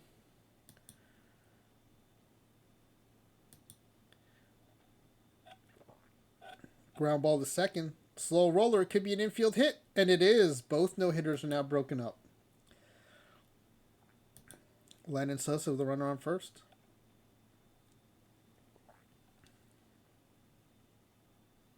Oh, it's a rain delay. 50-minute rain delay. Squares to bunt. Pops up over to first. Double play. They got the hit and then they erased it with a double play on a bunt. If that isn't the most 24 White Sox thing to do. That's amazing. That is amazing. Ground ball to second. Over to first. Unbelievable. All right, Dimitri Young. So I think Bonderman still faced the minimum, even though he gave up that hit because of that bunt double play. Dimitri Young gets hit by the pitch, I think. Brings up Craig Monroe. Fly ball to right center field, but that's going to be an out. Oh, that's his line drive in the right field, but it's going to be a fly out. And that brings up Carlos Pena. Goes down looking. That's 6 strikeouts for Crochet. And Bonderman's got 5 strikeouts. The Bonderman strikeouts are more surprising, though, because his stuff is only a 45. Andrew Vaughn leading it off in the top of the 5th. Ground ball to short. Throw to first is in time. Gavin Sheets. Fly ball to center for the out. Brian Ramos. Line drive to third for the out. I think Bonderman still faced the minimum because of that bunt double play. All right, Inge with full count goes down swinging. Higginson draws the walk. Infante goes down swinging. That's 8 strikeouts so far for Crochet. Fly ball to center. Oh, that's going to drop in for a base hit. Runner around second, headed to third. Not in time.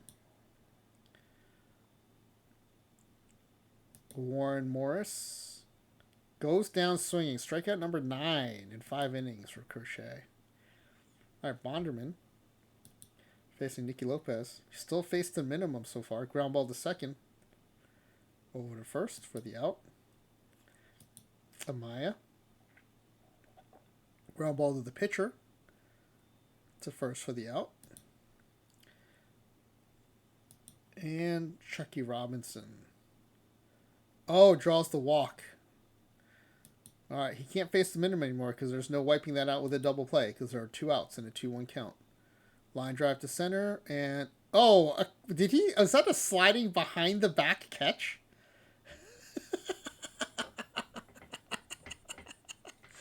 All right, how do I do a replay? I want to say it's function F10, but the last time I tried that, it didn't work. Does anyone happen to know what the replay command is? Overrun slide behind the back, pretend it was slide. Yeah, the behind the back sliding catch is pretty incredible.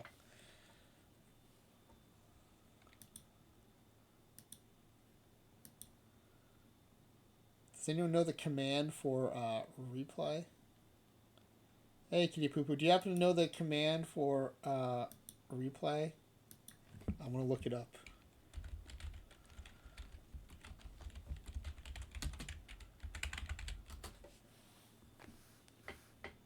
Shift F10, it looks like. Exclamation point replay. Shift F10. Oops.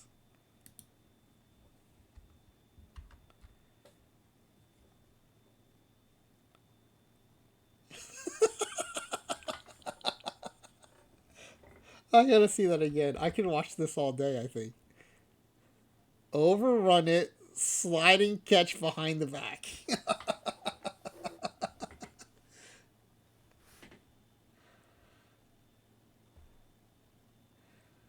Kitty Poopo, good luck in the final there. Monday Night Gold Rush. That is not a tournament I play, I don't think, so good luck. I mean, I would wish you luck anyway, but I'm not familiar with that tournament. I take it that's a weekly gold, not a perfect draft. Up 1-0. Keep us posted. Good luck. All right. Dimitri Young. We have a pitcher's duel here, surprisingly. This goes down swinging. That's 10 strikeouts for Crochet and 5 1/3. Craig Monroe. Fly ball to deep left field. And the shutout is gone. 1-0 lead for the 2003 Tigers. Eric Munson goes down swinging as Crochet bounces right back. Another fly ball to the left. This one's going to stay in the park, though. Oh, but it drops in front of the left fielder who dives for it. Oh, man. Not get... Okay, I got to see that one now, too. Let's replay that one.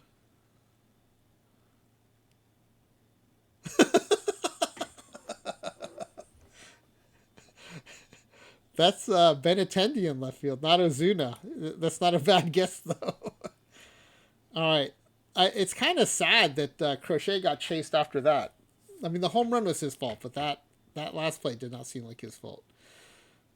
Okay, Baroa is in the game facing Inge. Ground ball to second. Over to first for the out, and that ends the inning. But the damage is done. That solo shot gives Detroit a 1-0 lead. Ground ball to third. Over to first for the out. Benintendi. Let's see if he can atone for his fielding play.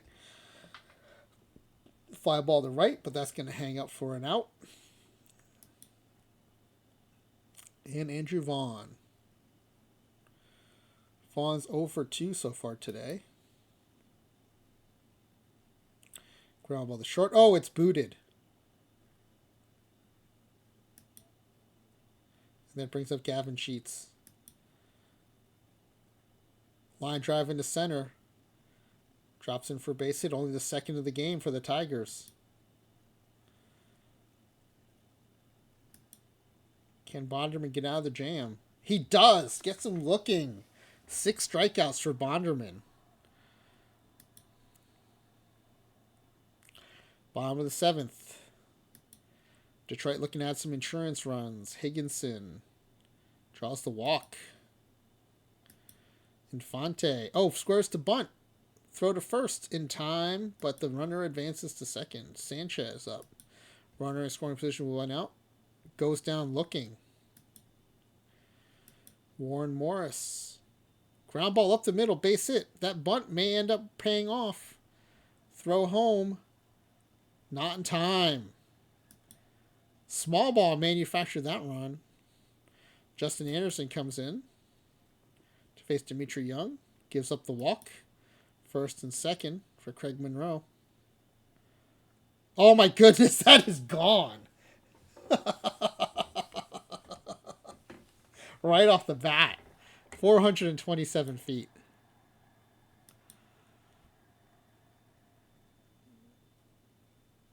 And a strikeout looking at mercifully ends the inning. Now down 5-0. The White Sox come up to bat. Line drive to center for the out. Amaya. Ground ball to third. Oh, booted.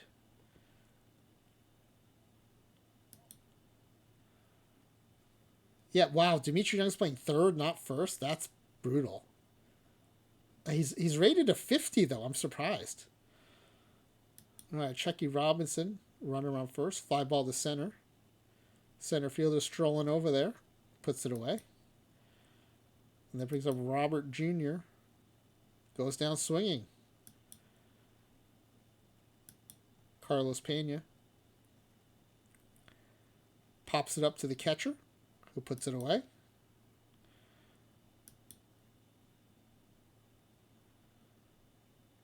Ground ball to second.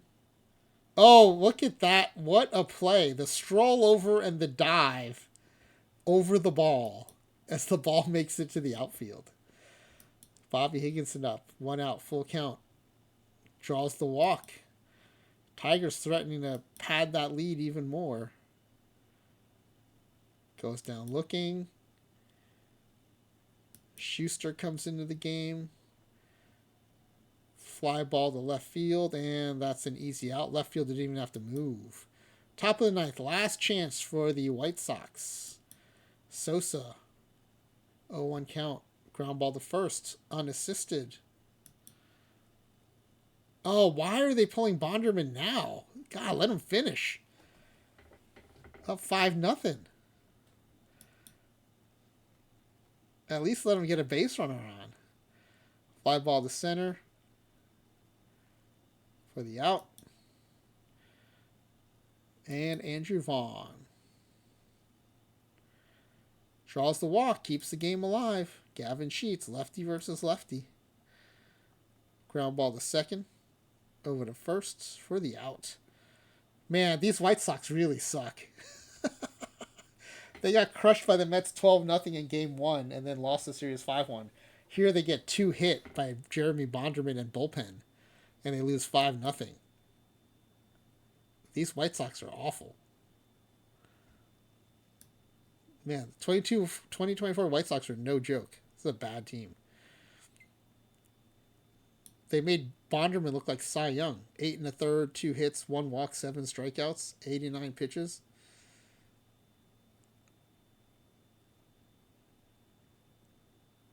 Or all joke, depending on how you look at it. Oh, man. How are they this bad? They sim so poorly. 2 hits. Gavin Sheets and Louis Robert Jr. And their bullpen. Eller, 2/3 of an inning, 2 runs. Anderson, 1 inning, 2 runs. He threw 33 pitches in that inning. Wasted a good effort by Crochet. Wow. Okay.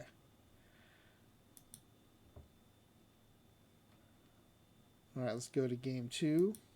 We'll just sim this. Tigers beat the White Sox again 4-2.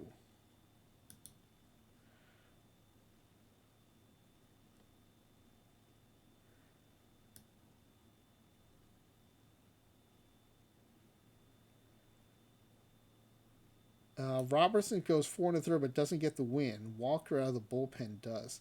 Wow, he threw 86 pitches in those 4 1/3 innings. 4 hits, 2 runs, none earned, 4 walks, 6 strikeouts. 86 pitches and no earned runs in 4 1/3.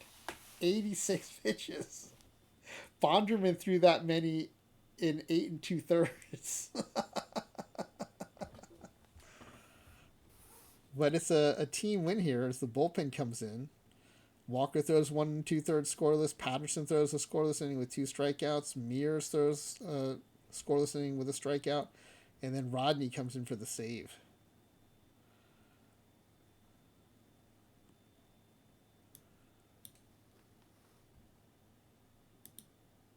All right, let's finish the day. There should be a travel day in here.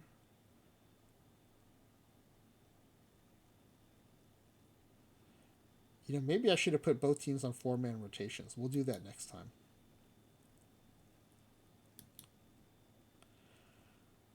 Tigers beat the White Sox 7-1. Oh my goodness, they're going to get swept in a 9-game series. They are so bad. Oh man. Look at all these ones. 4 innings in a row scoring a run. White Sox put up 1 in the bottom of the 4th. And then 3 more in the last 2 innings. Tigers out hit the White Sox 17-3, outscoring them 7-1.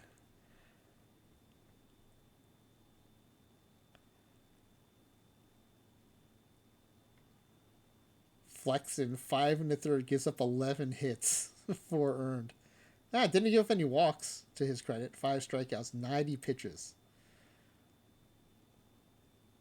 Justin Anderson came in, pitched 1 inning, 3 earned runs, 4 hits and a walk through 28 pitches in 1 inning. Unbelievable. All right, let's finish the day. Game 4. White Sox finally win 4-0. Who threw the shutout? 3-hit shut piece by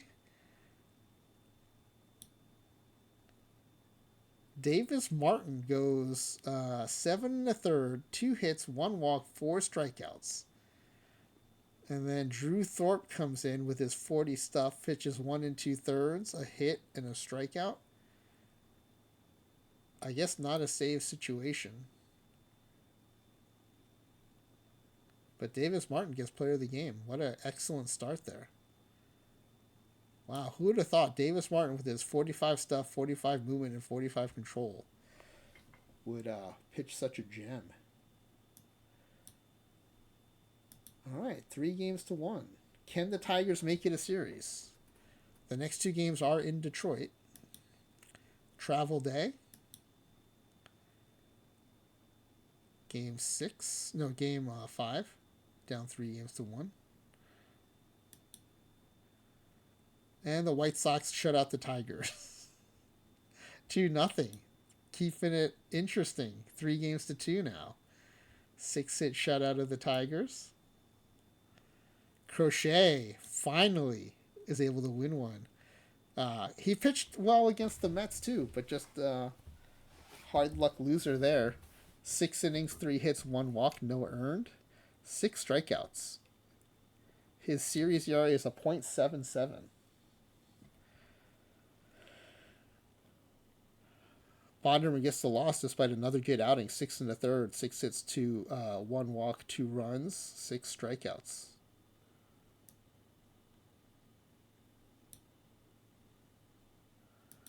All right, game 6. Tigers, White Sox have a chance to tie it up here. There will be a travel day. No, wait. No. This is the second game in Detroit, so they'll be playing today. Tigers win 8-3. So they take a 4-2 lead. The White Sox only managed 5 hits with those 3 runs.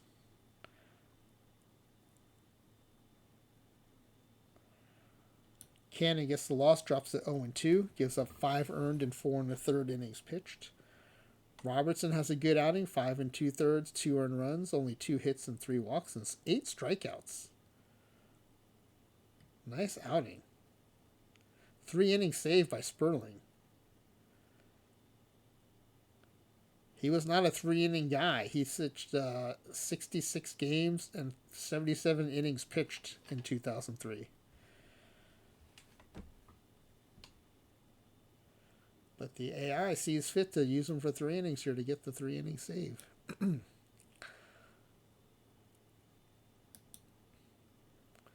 All right, this is an elimination game. After the travel day, back to Chicago. The White Sox are at home. Can they pull it out?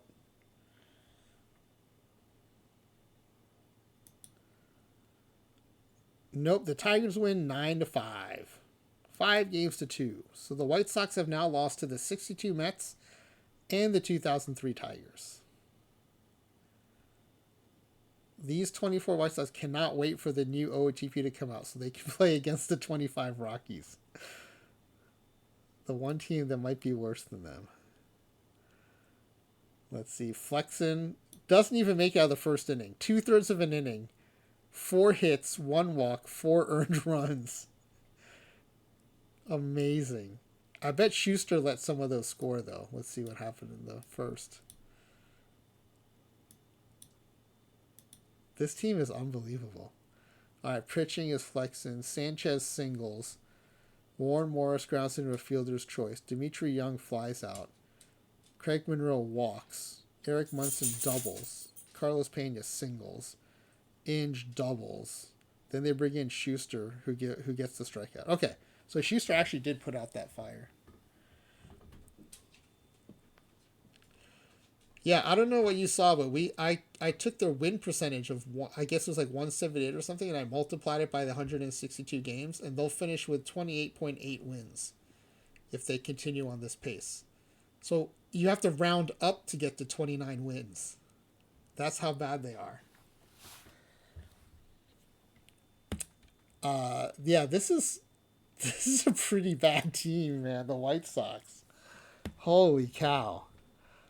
I thought maybe it was the era, and so let's try a more recent team. But the 2003 Tigers also took him to the woodshed, 5-2.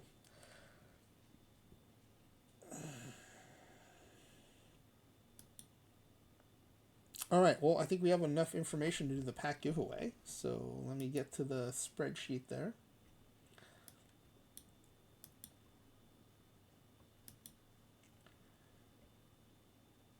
I don't know how you're all feeling about your chances now that you've seen the outcome. But all right, let me hide a couple columns here and then resize a few.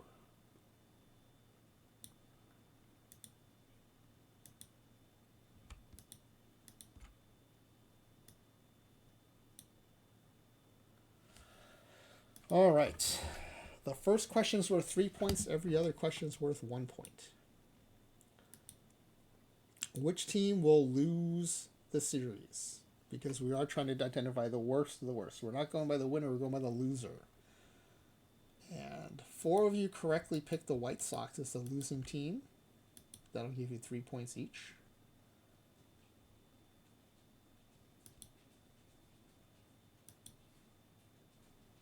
All right, next question. Late day can still catch up. There are enough 1 point answers here to potentially hit out. How many games will this series be? It was decided in 7, 5 games to 2. So T. Davis and Clay Dog get points there.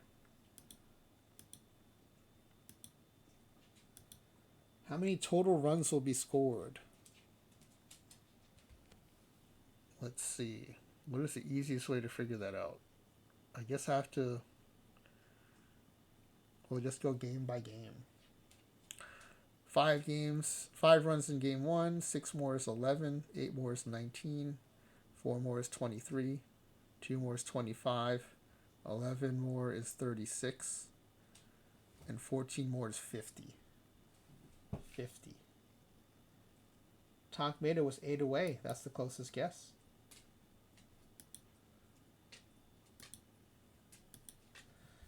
Next question. How many total hits?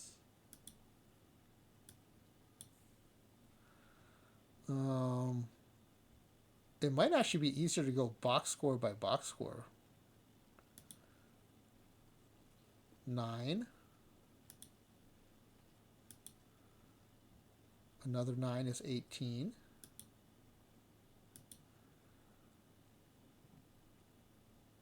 20 more is 38.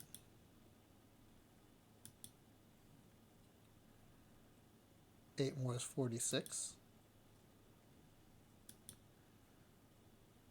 15 more is 61. 19 more is 80. And 16 more is 96. 96 hits. Oh, 69. If you flip that, you would have had it 96. Clay Dog is 19 away. That is the closest.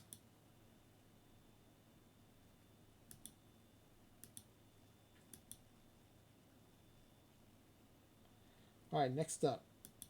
How many total errors? Game 1, 2 errors. Game 2, 1 more for 3. Game 3, none, still at 3. Game 4, 1 more for 4. Game 5, 1 more for 5. Game 6, none, still at 5. Game 7, 4 errors. Wow, for 9. Oh, sorry, I was showing this. 4 errors for 9. 5 errors through the first 6 games. 4 errors in the last game. The Tigers made 3 errors and still beat the White Sox. Amazing. 9 errors. Or 4 errors in one game. 9. Well, y'all overshot. Tonk Mato is the closest with 11.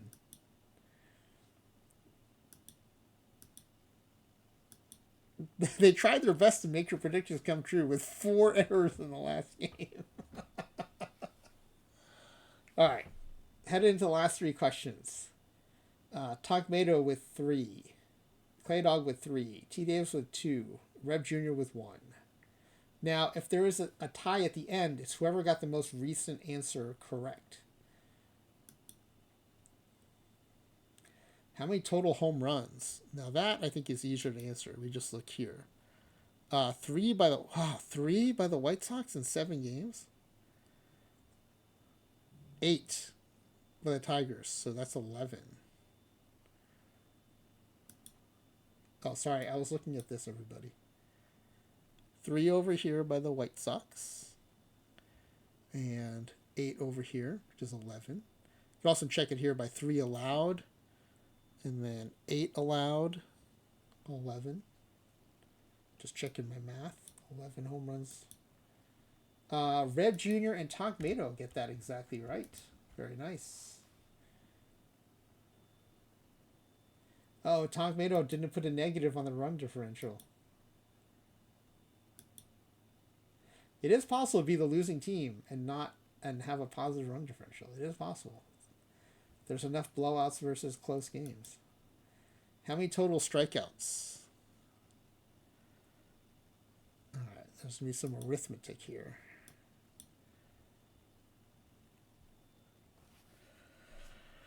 3, 7, 10, 27, 30, 40, 49, 58. 58 thrown by the White Sox. And then how many thrown by the Tigers? 3, 8, 11, 12, 25, 28, 48.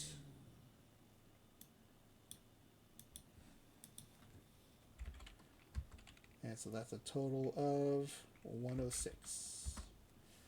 106. Tonk Mato very close to the 111 guess. Nicely done. Tonk Mato's starting to run away with it here. Tonk Mato might have clinched it despite having guessing a positive run differential for the losing team. 1, 2, 3, 4, 5 for Tonk Mato.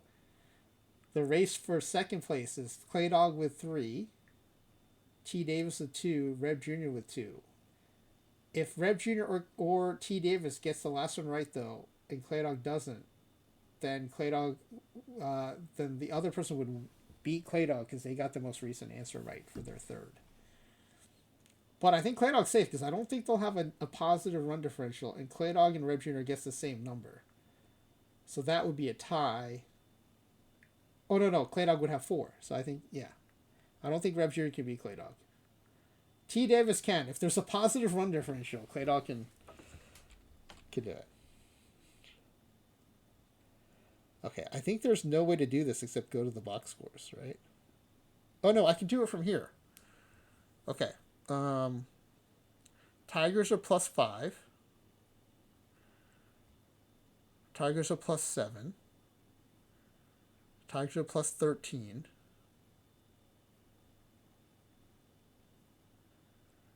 Tigers are +9 because they lose 4 there. +9. Tigers are +7 because they lose 2 runs there. Tigers are +11. Tigers are +15. So the White Sox are -15, which you guys guessed exactly right. What? Amazing guess. But that gives Clay Dog 4 and Reb Jr. 3. So that's amazing. All right, Tonk Mato finishes in first, despite the positive run differential guess. And then Clay Dog finishes second. All right, nicely done, everybody. I feel like these formats for the tiebreaks are fun. Like it usually comes down to the last few questions, if not for first, for second. And I feel like, a lot of people are still in it towards the end, so it keeps it interesting. Let's be clear, T. Davis was not amazing. I mean, you came out of the gate so hot, though. 2 points, or 4 points, actually, right out of the gates. But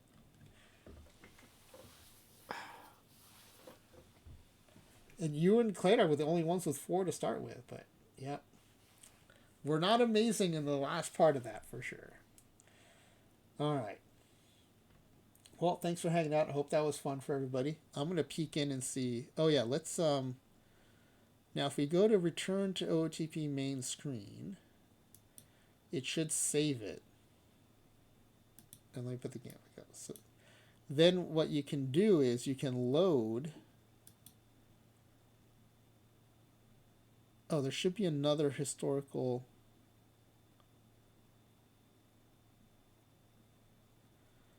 Oh, did it not save the other one? Oh, you know what? I probably had to rename it. It seems like it copied over. Okay, lesson learned. If I want to save these, I have to go in and rename them because otherwise it just keeps saving as historical exhibition. Oh, okay. I got to rename them.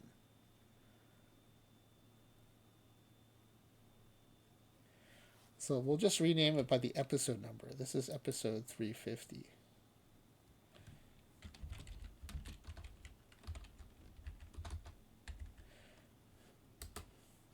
Okay, we lost the other one though because it saved over it.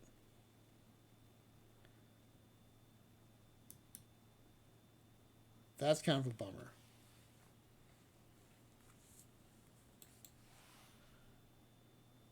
Yeah, so then you hit no here, and you can no longer play the exhibition, which is fine because it's already finished. But now you get access to all the stats. But what you have to do is you have to go to the splits and make it game type postseason. Man, the White Sox hit 161 with a 497 OPS.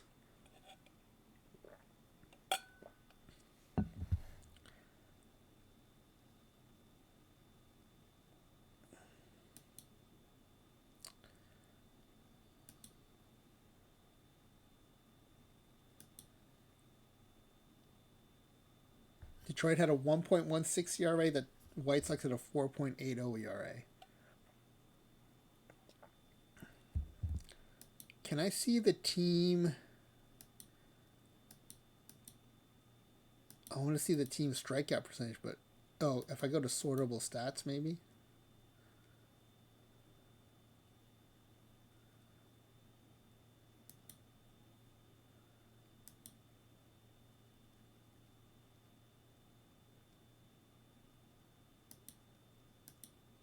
Let me put in strikeout percentage.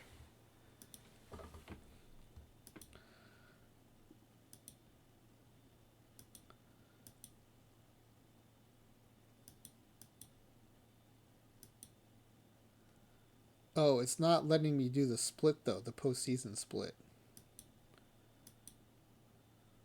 Well, that's a bummer. Can I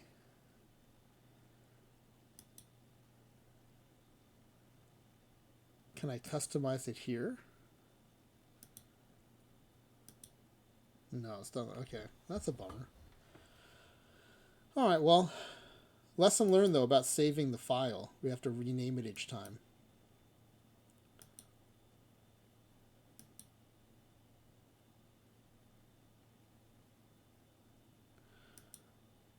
Can you not do? You can't do a split here for the leaderboards? I guess not.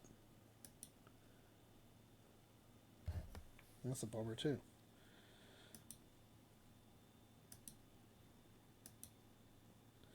All right, well, a couple lessons learned there.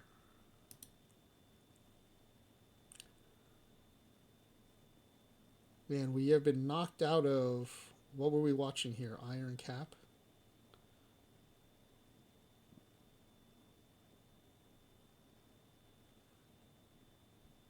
Alright, let's raid in somewhere. Is anyone playing OOTP? If not, we're going Midnight Sumo.